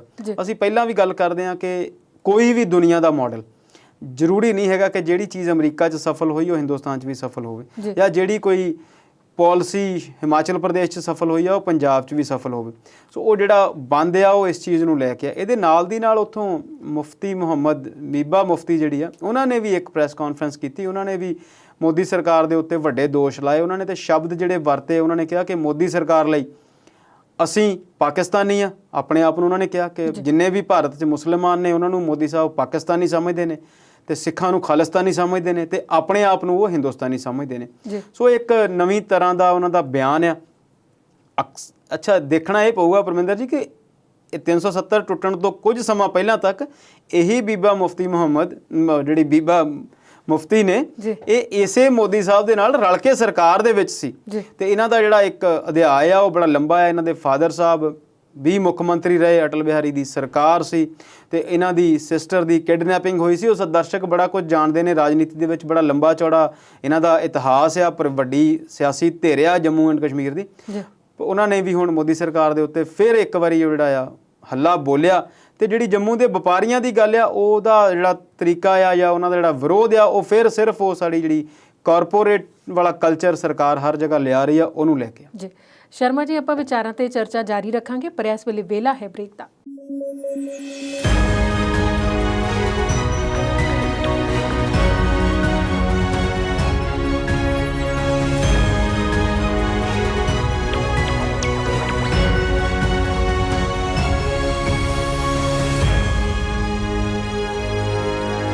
ਵਕਫੇ ਤੋਂ ਬਾਅਦ ਵਿਚਾਰ ਚਰਚਾ ਪ੍ਰੋਗਰਾਮ ਦੇ ਆਖਰੀ ਹਿੱਸੇ 'ਚ ਸਵਾਗਤ ਕਰਦੇ ਹਾਂ। ਅੰਮ੍ਰਿਤਪਾਲ ਸ਼ਰਮਾ ਜੀ, ਹੁਣ ਇੱਕ ਐਸੀ ਘਟਨਾ ਦਾ ਜ਼ਿਕਰ ਹੈ ਜਿਹੜਾ ਹਰ ਪਾਸੇ ਮੀਡੀਆ 'ਚ ਇਸ ਵੇਲੇ ਚਰਚਾ ਦਾ ਵਿਸ਼ਾ ਬਣਿਆ ਹੋਇਆ ਹੈ। ਮਹੰਤ ਨਰਿੰਦਰ ਗਿਰੀ ਦੀ ਮੌਤ ਦਾ ਰਹੱਸ। ਇੱਕ ਏਡੇ ਵੱਡੇ ਅਖਾੜੇ ਦੇ ਮਾਲਕ, ਉਹ ਵੀ ਸ਼ਾਂਤੀ ਦੂਤ ਕਹਾਉਂਦੇ, ਦੂਜਿਆਂ ਨੂੰ ਜੀਵਨ ਦੀ ਪ੍ਰੇਰਨਾ ਦਿੰਦੇ ਤੇ ਖੁਦ ਮੌਤ ਨੂੰ ਗਲੇ ਲਗਾ ਲਿਆ। ਕਿਉਂ? ਦੇਖੋ, ਇਹਦੇ ਵਿੱਚ ਕਿਉਂ ਤਾਂ ਜਦੋਂ ਇਹਦੀ ਜਾਂਚ ਹੋ ਜਾਵੇਗੀ ਸਾਰਾ ਕੁਝ, ਜੇ ਕਦੇ ਸਾਡੇ ਸਾਹਮਣੇ ਇਮਾਨਦਾਰੀ ਨਾਲ ਲੈ ਆਂਦਾ ਜਾਵੇਗਾ ਫਿਰ ਹੀ ਪਤਾ ਲੱਗੇਗਾ। ਪਰ ਇਸ ਘਟਨਾ ਤੋਂ ਪਹਿਲਾਂ ਮਈ ਦੇ ਵਿੱਚ ਇੱਕ ਘਟਨਾ ਹੋਈ ਸੀ। ਇਸੇ ਹੀ ਮਹਾਤਮਾ ਜੀ ਜਿਹੜੇ ਨੇ, ਨਰਿੰਦਰ ਗਿਰੀ ਤੁਸੀਂ ਨਾਮ ਲਿਆ, ਅਖਿਲ ਭਾਰਤੀ ਅਖਾੜਾ ਪਰਿਸ਼ਦ, ਉਹਦੇ ਪ੍ਰਧਾਨ ਸੀ ਇਹ। ਪ੍ਰਾਗਰਾਜ ਇਲਾਹਾਬਾਦ ਜਿਹਨੂੰ ਅਸੀਂ ਕਹਿੰਦੇ ਹਾਂ, ਉੱਥੇ ਇਹਨਾਂ ਦਾ ਮੱਠ ਆ, ਉੱਥੇ ਦੇ ਹੈੱਡ ਸੀ ਇਹ। 13 ਅਖਾੜੇ ਆ ਭਾਰਤ ਦੇ ਵਿੱਚ ਜਿਨ੍ਹਾਂ ਨੂੰ ਇਹ ਲੀਡ ਕਰਦੇ ਸੀ। ਜੂਨਾ ਅਖਾੜਾ ਇਹਨਾਂ ਦੇ ਅਖਾੜੇ ਦਾ ਨਾਮ ਆ। ਉਹਨਾਂ 13 ਅਖਾੜਿਆਂ ਦੇ ਵਿੱਚੋਂ 10 ਜਿਹੜੇ ਨੇ ਉਹ ਯੂਪੀ ਨੂੰ ਬਿਲੋਂਗ ਕਰਦੇ ਨੇ, 2 ਗੁਜਰਾਤ ਤੋਂ ਨੇ ਤੇ 1 ਮਹਾਰਾਸ਼ਟਰ ਤੋਂ। ਤੇ ਇਹਨਾਂ ਅਖਾੜਿਆਂ ਦੀ ਜਦੋਂ ਅਸੀਂ ਗੱਲ ਬਾਅਦ ਵਿੱਚ ਕਰਦੇ, ਮੈਂ ਗੱਲ ਕਰਨ ਲੱਗਾ ਸੀ ਇਸੇ ਘਟਨਾ ਨਾਲ ਜੁੜੀ ਹੋਈ ਇੱਕ ਮਈ ਦੇ ਵਿੱਚ ਘਟਨਾ ਹੋਈ ਸੀ। ਉਦੋਂ ਇਸੇ ਹੀ ਮਹੰਤ ਜੀ ਦਾ, ਇਹਨਾਂ ਦੇ ਨਾਲ ਚੇਲਾ, ਜਿਹੜਾ ਇਹਨਾਂ ਦਾ ਸ਼ਿਸ਼ ਸੀ, ਚੇਲਾ ਸੀ, ਡੈਸੀਪਲ ਸੀ, ਆਨੰਦ ਗਿਰੀ, ਉਹਦੇ ਨਾਲ ਤਕਰਾਰ ਸੀ ਤੇ ਉਹਦਾ ਸਮਝੌਤਾ ਜਿਹੜਾ ਕਰਾਇਆ ਸੀ। ਸਮਝੌਤੇ ਦੇ ਵਿੱਚ ਜਿਹੜੇ ਲੋਕ ਬੈਠੇ ਸੀ, ਜਦੋਂ ਅਸੀਂ ਉਹਨਾਂ ਦੀ ਗੱਲ ਸੁਣਾਂਗੇ, ਦੇਖਾਂਗੇ, ਜਾਂ ਉਹਨਾਂ ਦੇ ਨਾਮ ਜਦੋਂ ਸਾਹਮਣੇ ਆਉਣਗੇ, ਉਹਨਾਂ ਦੇ ਵਿੱਚ ਇੱਕ ਐਸਪੀ ਸੀ ਪੁਲਿਸ ਦਾ, ਇੱਕ ਸਮਾਜਵਾਦੀ ਪਾਰਟੀ ਦਾ ਵੱਡਾ ਲੀਡਰ ਸੀ ਤੇ ਇੱਕ ਬੀਜੇਪੀ ਦਾ ਕੋਈ ਸਾਬਕਾ ਰਾਜ ਮੰਤਰੀ ਰਹਿ ਚੁੱਕਾ ਲੀਡਰ ਸੀ। ਹੁਣ ਤੁਸੀਂ ਇੰਨੇ ਤੋਂ ਹੀ, ਤੁਸੀਂ ਵੀ ਤੇ ਦਰਸ਼ਕ ਵੀ, ਤੇ ਅਸੀਂ ਇਸ ਗੱਲ ਨੂੰ ਸਮਝ ਸਕਦੇ ਹਾਂ ਵੀ ਇਹ ਜਿਹੜੀ ਘਟਨਾ ਆ ਇਹ ਛੋਟੀ ਨਹੀਂ। ਉਹ ਅਖਾੜੇ ਦੇ ਮੁਖੀ ਸੀ, ਅਖਾੜਾ ਪਰਿਸ਼ਦ ਦੇ ਵੀ ਮੁਖੀ ਸੀ, ਧਾਰਮਿਕ ਲੋਕ ਸੀ, ਪਰ ਕਿਹਾ ਜਾਂਦਾ ਕਿ ਉਹਨਾਂ ਦੀ ਜਿਹੜੀ ਪ੍ਰਵਿਰਤੀ ਸੀ ਉਹ ਧਰਮ ਦੇ ਵਿੱਚ ਰਾਜਨੀਤੀ ਨੂੰ ਤੇ ਧਰਮ ਦੇ ਵਿੱਚ ਜਿਹੜੀਆਂ ਵੱਡੀਆਂ ਫਾਈਨੈਂਸ਼ੀਅਲ ਟ੍ਰਾਂਜੈਕਸ਼ਨਸ ਆ ਉਹਨਾਂ ਨੂੰ ਲੈ ਕੇ ਬੜੀ ਸਾਫ਼ ਸੀ। ਉਹ ਚਾਹੁੰਦੇ ਸੀ ਕਿ ਇੱਥੇ ਸਾਫ਼ ਸੁਥਰਾ ਜਿਹੜਾ ਸਿਸਟਮ ਆ ਉਹ ਰਵੇ। ਜੀ। ਫਿਰ ਜਦੋਂ ਮਈ ਦੇ ਵਿੱਚ ਉਹ ਸਾਰੀਆਂ ਚੀਜ਼ਾਂ ਆਈਆਂ, ਉਹਦੀਆਂ ਫੋਟੋ ਵੀ ਆਈਆਂ, ਉਹਦੀਆਂ ਗੱਲਾਂ ਬਾਤਾਂ ਵੀ ਸਾਰੀਆਂ ਹੋਈਆਂ, ਪਰ ਫਿਰ ਵੀ ਉਹ ਹੁਣ ਆ ਕੇ ਉਹਨਾਂ ਨੇ ਇੱਕ 7 ਪੇਜ ਦਾ ਜਿਹੜਾ ਇੱਕ ਉਹਨਾਂ ਨੇ ਸੁਸਾਈਡ ਨੋਟ ਲਿਖਿਆ ਅਤੇ ਉਸ ਤੋਂ ਬਾਅਦ ਉਹਨਾਂ ਦੀ ਜਿਹੜੀ ਲਾਸ਼ ਆ ਉਹ ਪੱਖੇ ਨਾਲ ਲਟਕਦੀ ਸੀ ਨਾਈਲੋਨ ਦੀ ਰੱਸੀ ਦੇ ਨਾਲ, ਅਤੇ ਉਹ ਮਿਲੀ ਆ। ਇੱਕ ਛੋਟੇ ਜਿਹੇ ਪਿੰਡ ਦੇ ਵਿੱਚ ਯੂਪੀ ਦੇ ਵਿੱਚ ਉਹਨਾਂ ਦਾ ਜਨਮ ਹੋਇਆ ਸੀ। ਜਦੋਂ ਉਹ 6ਵੀਂ 'ਚ ਪੜ੍ਹਦੇ ਸੀ ਅਤੇ ਉਹ ਘਰੋਂ ਭੱਜ ਗਏ ਸੀ। ਘਰਦਿਆਂ ਨੇ ਉਹਨਾਂ ਨੂੰ ਲੈ ਕੇ ਆਂਦਾ ਵਾਪਸ। ਸਾਧੂ ਸੰਤਾਂ ਨਾਲ ਉਹਨਾਂ ਨੂੰ ਮੇਲ ਜੋਲ ਬੜਾ ਪਸੰਦ ਸੀ। ਕੁਝ ਬੱਚਿਆਂ ਦਾ ਸੁਭਾਅ ਹੁੰਦਾ ਇੱਦਾਂ, ਕੁਦਰਤੀ ਹੁੰਦਾ। ਉਸ ਤੋਂ ਬਾਅਦ ਉਹ ਘਰ ਆ ਗਏ ਵਾਪਸ, ਅਤੇ ਫਿਰ ਜਦੋਂ ਕਾਫੀ ਦੇਰ ਘਰ ਰਹੇ, ਪਰ ਫਿਰ ਜਦੋਂ ਘਰਦਿਆਂ ਨੇ ਵਿਆਹ ਦੀ ਗੱਲ ਕੀਤੀ ਜਾਂ ਉਹਨਾਂ ਦੀ ਜੀਵਨ ਦੇ ਬਾਰੇ 'ਚ ਹੋਰ ਸੋਚਣਾ ਸ਼ੁਰੂ ਕੀਤਾ, ਉਹਨਾਂ ਨੇ ਫਿਰ ਇੱਕ ਵਾਰ ਘਰ ਛੱਡ ਦਿੱਤਾ, ਅਤੇ ਫਿਰ ਉਹ ਮੁੜ ਕੇ ਪਤਾ ਬਾਅਦ ਵਿੱਚ ਲੱਗਾ ਕਿ ਹੁਣ ਤਾਂ ਉਹ ਮਹੰਤ ਨਰਿੰਦਰ ਗਿਰੀ ਬਣ ਗਏ ਨੇ। ਇਹ ਤਾਂ ਉਹਨਾਂ ਦੀ ਗੱਲਬਾਤ ਸੀ। ਅਤੇ ਉਹਨਾਂ ਦੇ ਜਿਹੜੇ ਚੇਲੇ ਆ ਜਿਹਦਾ ਉਹਨਾਂ ਨੇ ਸੁਸਾਈਡ 'ਚ ਜ਼ਿਕਰ ਕੀਤਾ ਆ, ਆਨੰਦ ਗਿਰੀ, ਉਹਨਾਂ ਦੀ ਲਾਈਫ ਸਟਾਈਲ ਜਿਹੜਾ ਆ ਉਹ ਸਪਿਰਿਚੁਅਲਿਜ਼ਮ ਨਾਲ ਜਾਂ ਧਾਰਮਿਕਤਾ ਨਾਲ ਬਹੁਤਾ ਮੇਲ ਨਹੀਂ ਖਾਂਦਾ। 2-3 ਸਾਲ ਪਹਿਲਾਂ ਆਸਟ੍ਰੇਲੀਆ ਦੇ ਵਿੱਚ ਇੱਕ ਭਾਰਤੀ ਸੰਤ ਦੀ ਖਬਰ ਆਈ ਸੀ ਕਿ ਉੱਥੇ ਉਹਦੇ 'ਤੇ ਕੋਈ ਪੁਲਿਸ ਨੇ ਕੇਸ ਕੀਤਾ ਸੀ ਜਾਂ ਪੁਲਿਸ ਨੇ ਉਹਨਾਂ ਨੂੰ ਫੜ ਲਿਆ ਸੀਗਾ। ਉਹ ਮਾਮਲਾ ਉੱਥੇ ਦੀ ਕਿਸੇ ਔਰਤ ਨੂੰ ਛੇੜਛਾੜ ਦਾ ਸੀ। ਸੋ ਅਤੇ ਨਾਲ ਦੀ ਨਾਲ ਉਹ ਵਧੀਆ ਮਹਿੰਗੀਆਂ ਗੱਡੀਆਂ, ਚੰਗੀ ਵੇਸ਼ਭੂਸ਼ਾ, ਚੰਗੇ ਵਧੀਆ ਫੋਨ, ਇਹ ਸਾਰੀਆਂ ਚੀਜ਼ਾਂ ਜਿਹੜੀਆਂ ਆ ਦੁਨਿਆਵੀ ਚੀਜ਼ਾਂ ਦੇ ਨਾਲ ਉਹ ਲੈਸ ਰਹਿੰਦੇ ਆ। ਜਦੋਂ ਇਸ ਤੋਂ ਇਲਾਵਾ ਇਸ ਤੋਂ ਬਾਅਦ ਦੀ ਅਸੀਂ ਗੱਲ ਕਰੀਏ, ਇੱਕ ਸਵਾਲ ਮੈਂ ਤੁਹਾਨੂੰ ਦੱਸਦਾ, ਪੁੱਛਦਾ, ਤੁਹਾਨੂੰ ਕੀ ਲੱਗਦਾ ਇਹਨਾਂ 13 ਅਖਾੜਿਆਂ ਦੇ ਕੋਲ ਕਿੰਨੀ ਕੁ ਜਾਇਦਾਦ ਹੋਵੇਗੀ ਹਿੰਦੁਸਤਾਨ ਦੇ ਵਿੱਚ? ਵੈਸੇ ਕੋਈ ਮੈਂ ਗਿਣਤੀ ਤਾਂ ਨਹੀਂ ਕੀਤੀ, ਪਰ ਮੈਨੂੰ ਲੱਗਦਾ ਹੈ ਕਿ ਅਰਬਾਂ ਖਰਬਾਂ ਦੀ ਸੰਪत्ति ਦੇ ਮਾਲਕ ਹੋ ਸਕਦੇ। ਅਰਬ ਤਾਂ 100 ਕਰੋੜ ਨਾਲ ਬਣ ਜਾਂਦਾ।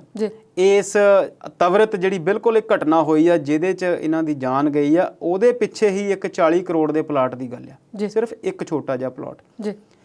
ਅਤੇ ਇਸੇ ਅਖਾੜੇ ਦਾ ਦਿੱਲੀ ਦੇ ਨਾਲ ਬਿਲਕੁਲ ਦਿੱਲੀ ਦੇ ਨਾਲ ਲੱਗਦੇ ਇਲਾਕੇ ਨੋਇਡਾ ਦੇ ਵਿੱਚ ਇੱਕ 50 ਕੁ ਵਿਗੇ ਜ਼ਮੀਨ 'ਚ ਜਿੱਥੇ ਕਿ ਇਹਨਾਂ ਦਾ ਮੰਦਿਰ ਆ, ਉਹਦੀ ਕੀਮਤ ਹੀ 50,000 ਕਰੋੜ ਰੁਪਇਆ ਆ। ਅਤੇ ਇਹ 13 ਅਖਾੜੇ ਜਿਨ੍ਹਾਂ ਦੀ ਮੈਂ ਗੱਲ ਕਰਦਾ, ਇਹਨਾਂ ਦੇ ਕੋਲ ਇੰਨੀ ਸੰਪत्ति ਆ, ਇੰਨੀਆਂ ਜ਼ਮੀਨਾਂ, ਇੰਨੇ ਮੱਠ, ਇੰਨੀਆਂ ਧਰਮਸ਼ਾਲਾਵਾਂ, ਇੰਨੇ ਸਕੂਲ, ਅਤੇ ਇੰਨੇ ਰੁਪਈਏ, ਇੰਨਾ ਚੜਾਵਾ ਆ ਵੀ ਇਹਨਾਂ ਦੀ ਜਿਹੜੀ ਪ੍ਰੋਪਰਟੀ ਆ ਉਹ ਹਿੰਦੁਸਤਾਨ ਦੇ ਵਿੱਚ ਲਗਭਗ 35 ਤੋਂ 40 ਲੱਖ ਕਰੋੜ ਦੀ ਅੰਦਾਜ਼ਨ ਆ। ਹੁਣ ਤੁਸੀਂ ਸੋਚ ਸਕਦੇ ਆ, ਜਦੋਂ ਪੈਸੇ ਦਾ ਅੰਬਾਰ ਹੋਵੇ ਅਤੇ ਉੱਥੇ ਫਿਰ ਕਤਲ, ਲੁੱਟ-ਪਾਟ, ਕਬਜ਼ਾ, ਜ਼ਮੀਨ ਦੇ ਪਿੱਛੇ, ਇਹ ਸਾਰੀਆਂ ਚੀਜ਼ਾਂ ਜਿਹੜੀਆਂ ਆ ਉਹ ਸੁਭਾਵਿਕ ਆ। ਇੱਥੇ ਇੱਕ ਗੱਲ ਨੂੰ ਹੋਰ ਦਿਮਾਗ 'ਚ ਰੱਖਣਾ ਪੈਣਾ ਕਿ ਆਉਣ ਵਾਲੇ 6 ਮਹੀਨਿਆਂ ਦੇ ਵਿੱਚ ਯੂਪੀ ਦੇ ਵਿੱਚ ਇਲੈਕਸ਼ਨ ਨੇ, ਅਤੇ ਜਿੱਥੇ ਪਿਛਲੀ ਵਾਰ ਜਿਹੜੀਆਂ ਇਲੈਕਸ਼ਨਸ ਹੋਈਆਂ ਉੱਥੇ ਇਹ ਅੰਦਾਜ਼ਾ ਲਾਇਆ ਗਿਆ, ਹਾਲਾਂਕਿ ਇਸ ਗੱਲ ਦਾ ਅੰਦਾਜ਼ਾ ਕਦੇ ਵੀ ਸਾਫ਼ ਨਹੀਂ ਲੱਗ ਸਕਦਾ, ਪਰ ਅੰਦਾਜ਼ਾ ਇਹ ਲਾਇਆ ਗਿਆ ਕਿ 1 ਲੱਖ ਕਰੋੜ ਰੁਪਈਆ ਉਹਨਾਂ ਇਲੈਕਸ਼ਨਸ ਦੇ ਵਿੱਚ ਖਰਚਿਆ ਗਿਆ ਸੀ ਪਿਛਲੀ ਵਾਰ। ਅਤੇ ਹੁਣ ਮਹਿੰਗਾਈ ਵਧੀ ਆ, ਕਰੋਨਾ ਦਾ ਵੀ ਦੌਰ ਰਿਹਾ, ਮਹਿੰਗਾਈ ਵੀ ਵਧੀ ਆ, ਤੇਲ ਡੀਜ਼ਲ ਵੀ ਮਹਿੰਗਾ ਹੋਇਆ, ਅਤੇ ਇਸ ਵਾਰ ਜਿਹੜਾ ਖਰਚਾ ਉਹ ਵੀ ਮਹਿੰਗਾ ਹੋਵੇਗਾ। ਕਿਹਾ ਜਾਂਦਾ ਕਿ ਇੱਕ ਪਲਾਟ ਸੀਗਾ 80 ਬਾਈ 120 ਦਾ, ਜਿਹਦੇ ਵਿੱਚ ਮਾਰਕੀਟ ਬਣਾਉਣ ਦੀ ਗੱਲ ਸੀ, ਉਹਦੇ ਨੂੰ ਲੈ ਕੇ ਇਹਨਾਂ ਦਾ ਝਗੜਾ ਚੱਲਦਾ ਸੀ, ਉਹ 40 ਕਰੋੜ ਦੀ ਤਾਂ ਇੱਕ ਪ੍ਰਾਪਰਟੀ ਆ। ਇੱਕ ਹੋਰ ਜਾਣਕਾਰੀ ਆ ਮੋਟੀ ਕਿ 2010 ਤੋਂ ਲੈ ਕੇ 2020 ਤੱਕ ਇਹਨਾਂ 10 ਸਾਲਾਂ ਦੇ ਵਿੱਚ ਵੱਖ-ਵੱਖ ਅਖਾੜਿਆਂ ਦੇ 30 ਤੋਂ ਵਧੇਰੇ ਮੁਖੀ ਜਿਹੜੇ ਆ ਉਹ ਕਤਲ ਹੀ ਹੋਏ ਆ। ਅਤੇ 4 ਜਿਹੜੇ ਕੇਸ ਆ ਉਹ ਚੱਲੇ ਆ, ਬਾਕੀਆਂ ਦੇ ਵਿੱਚ ਤੇ ਜਾਂਚ ਵੀ ਅੱਗੇ ਨਹੀਂ ਵਧੀ। ਅਤੇ ਇੱਕ ਕੇਸ ਦੇ ਵਿੱਚ ਹੀ ਪਤਾ ਲੱਗਿਆ ਸੀਗਾ ਕੋਈ ਜਿਹੜੀ ਤੁਹਾਡੀ ਭੂ ਮਾਫੀਆ ਆ, ਜਿਹਨੂੰ ਤੁਸੀਂ ਲੈਂਡ ਨਾਲ ਜੁੜੇ ਹੋਏ ਲੋਕ ਕਹਿੰਦੇ ਆ, ਜਿਹੜੇ ਜ਼ਮੀਨਾਂ ਦੀ ਸੌਦੇਬਾਜ਼ੀ ਕਰਦੇ ਆ, ਜ਼ਮੀਨਾਂ ਵੇਚਦੇ ਖਰੀਦਦੇ ਆ, ਪ੍ਰੋਪਰਟੀ ਡੀਲਰ ਜਿਹੜੇ ਨੇ, ਉਹ ਇੱਕ ਦੇ ਵਿੱਚ ਹੀ ਕੋਈ ਸ਼ਾਮਲ ਸੀ, ਬਾਕੀਆਂ ਦਾ ਤਾਂ ਪਤਾ ਹੀ ਨਹੀਂ ਲੱਗਿਆ। ਅਤੇ ਆਮ ਤੌਰ 'ਤੇ ਜਦੋਂ ਅਖਾੜੇ ਤੋਂ ਅਗਲੇ ਮਾਲਕ ਦੀ ਗੱਲ ਆਉਂਦੀ ਆ ਅਤੇ ਉਹ ਕਤਲ ਜਾਂ ਫਿਰ ਅਬਡਕਟ ਹੋ ਜਾਂਦੇ ਨੇ, ਉਹ ਬੰਦੇ ਗੁੰਮਸ਼ੁਦਾ ਹੋ ਜਾਂਦੇ ਨੇ, ਉਹਨਾਂ ਦਾ ਪਤਾ ਹੀ ਨਹੀਂ ਲੱਗਦਾ।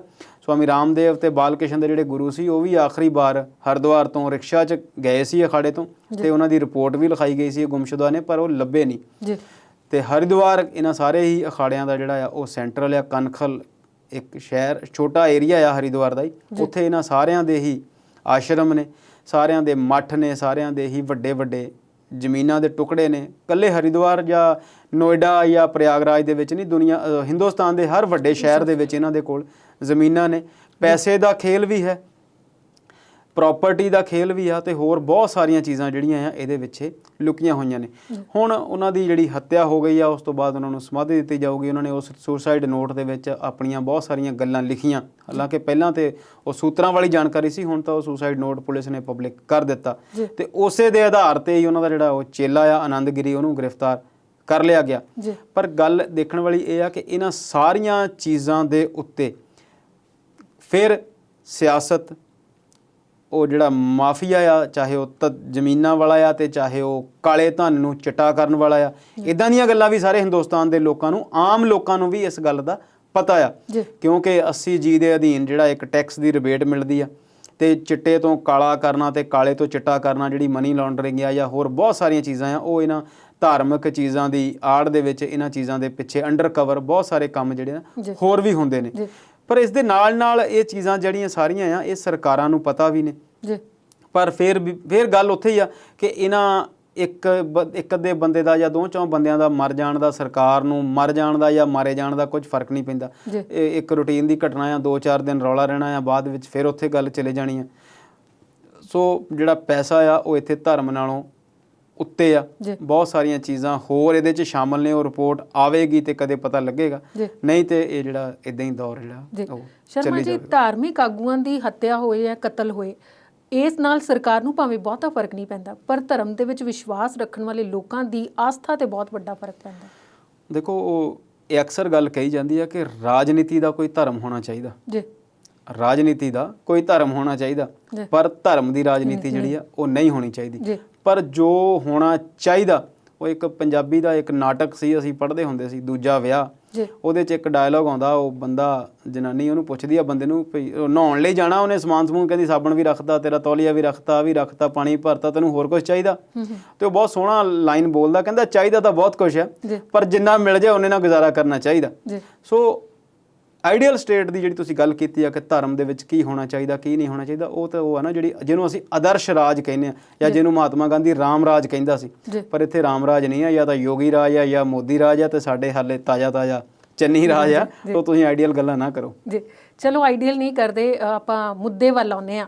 ਪੰਜਾਬ 'ਚ ਅਕਸਰ ਅਸੀਂ ਸੁਣਦੇ ਹਾਂ ਕਿ ਇੱਥੇ ਹੈਰੋਇਨ ਦੀ ਖੇਪ ਫੜੀ ਗਈ, ਇੱਧਰੋਂ ਡਰੋਨ ਸੁੱਟ ਗਿਆ, ਪਰ ਗੁਜਰਾਤ ਦੇ ਵਿੱਚ ਇੰਨੀ ਵੱਡੀ ਮਾਤਰਾ 'ਚ ਹੈਰੋਇਨ ਦੀ ਬਰਾਮਦਗੀ ਕਿਹਦੇ ਵੱਲ ਇਸ਼ਾਰਾ ਹੈ? ਜੀ ਪਰਮਿੰਦਰ ਜੀ, ਤੁਹਾਡਾ ਸਵਾਲ ਜਿਹੜਾ ਆ ਤਾਜ਼ਾ ਗੁਜਰਾਤ ਦੇ ਵਿੱਚ ਜਿਹੜੀ ਬਹੁਤ ਵੱਡੀ ਇੱਕ ਖੇਪ ਫੜੀ ਗਈ ਆ। ਸਾਨੂੰ ਤਾਂ ਪਹਿਲਾਂ ਖੇਪ ਸ਼ਬਦ ਨਹੀਂ ਪਤਾ ਹੁੰਦਾ ਸੀ, ਹੁਣ ਪਤਾ ਲੱਗਾ ਕਿ ਜਦੋਂ ਕੋਈ ਇੱਕ ਗਰੁੱਪ ਜਾਂ ਇੱਕ ਵੱਡੀ ਮਾਤਰਾ ਦੇ ਵਿੱਚ ਕੋਈ ਚੀਜ਼ ਫੜੀ ਜਾਵੇ ਤਾਂ ਉਹਨੂੰ ਖੇਪ ਕਹਿ ਦਿੰਦੇ ਆ। ਵੀ ਇੱਕ ਵਾਰੀ ਇੱਕ ਗੱਡੀ ਭਰ ਕੇ ਯੂਰੀਆ ਦੀ ਆਈ ਆ ਤੇ ਖੇਪ ਜਿਹੜੀ ਆ ਉਹ ਆ ਗਈ ਆ। ਬੜੇ ਕੁਝ ਸਾਲ ਪਹਿਲਾਂ ਦੀ ਗੱਲ ਹੈ, ਜਦੋਂ ਸਰਕਾਰ ਸ਼੍ਰੋਮਣੀ ਅਕਾਲੀ ਦਲ ਸੀ ਤੇ ਉਦੋਂ ਉੜਤਾ ਪੰਜਾਬ ਇੱਕ ਫਿਲਮ ਆਈ ਸੀ। ਉਸ ਤੋਂ ਵੀ ਕੁਝ ਸਾਲ ਪਹਿਲਾਂ ਰੌਲਾ ਬਹੁਤ ਪੈਣ ਲੱਗ ਪਿਆ ਸੀ ਕਿ ਪੰਜਾਬ ਦੇ ਵਿੱਚ ਨਸ਼ੇ ਦਾ ਜਿਹੜਾ ਪ੍ਰਸਾਰ ਆ ਉਹ ਬਹੁਤ ਹੋ ਗਿਆ। ਤੇ ਆਮ ਸਫਾਂ ਦੇ ਵਿੱਚ ਇਹ ਗੱਲ ਸੁਣੀ ਜਾਂਦੀ ਸੀ ਕਿ ਅਫਗਾਨਿਸਤਾਨ ਤੋਂ ਪਾਕਿਸਤਾਨ ਆਉਂਦੀ ਆ, ਪਾਕਿਸਤਾਨ ਤੋਂ ਬਾਰਡਰ ਕ੍ਰਾਸ ਕਰਕੇ ਉਹ ਅੰਮ੍ਰਿਤਸਰ, ਤੇ ਅੰਮ੍ਰਿਤਸਰ ਤੋਂ ਫਿਰ ਅੱਗੇ ਜੰਮੂ ਵਾਲੇ ਪਾਸੇ। ਨਹੀਂ, ਜੰਮੂ ਵਾਲੇ ਪਾਸੇ ਵੀ ਇਸ ਤਰ੍ਹਾਂ ਦੀਆਂ ਖਬਰਾਂ ਵੀ ਸੀ ਕਿ ਇੱਥੋਂ ਵੀ ਫਿਰ ਪੂਰੇ ਹਿੰਦੁਸਤਾਨ 'ਚ ਵੀ ਘੁੰਮਦੀ ਆ ਤੇ ਮੁੰਬਈ ਪੋਰਟ ਤੋਂ ਹੋ ਕੇ ਉਹ ਬਾਹਰ ਤੱਕ ਵੀ ਜਾਂਦੀ ਆ। ਕਿ ਅਫਗਾਨਿਸਤਾਨ ਤੋਂ ਉਹਦਾ ਜਿਹੜਾ ਰੂਟ ਸੀ ਉਹ ਇੰਡੀਆ, ਤੇ ਇੰਡੀਆ ਤੋਂ ਹੁਣ ਬਾਇਆ ਹੋਰ ਪਾਸੇ ਜਾਂਦੀ ਸੀ।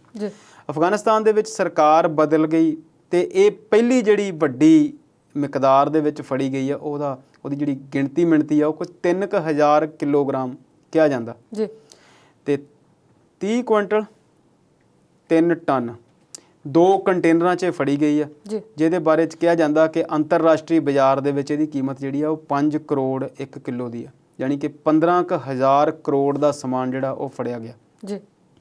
ਆਸ਼ੀ ਕਰਕੇ ਇੱਕ ਸਾਊਥ ਇੰਡੀਆ ਦੀ ਇੱਕ ਕੋਈ ਕੰਪਨੀ ਆ, ਉਹਦੇ ਨਾਮ ਤੇ ਆਇਆ ਤੇ ਉਹ ਜਿਹੜਾ ਕੰਸਾਈਨਮੈਂਟ ਬੁੱਕ ਇਸ ਨਾਮ ਤੇ ਹੋਇਆ ਪਿਆ ਕਿ ਇਹਦੇ 'ਚ ਪਾਊਡਰ ਦਾ ਸਟੋਨ ਆ, ਜਿਹਦੇ ਨਾਲ ਟੈਲਕਮ ਪਾਊਡਰ ਬਣਦਾ, ਜਿਹੜਾ ਸਾਡੇ ਕਾਸਮੈਟਿਕਸ ਦੀ ਇੱਕ ਵਰਤੋਂ ਦੀ ਚੀਜ਼ ਆ।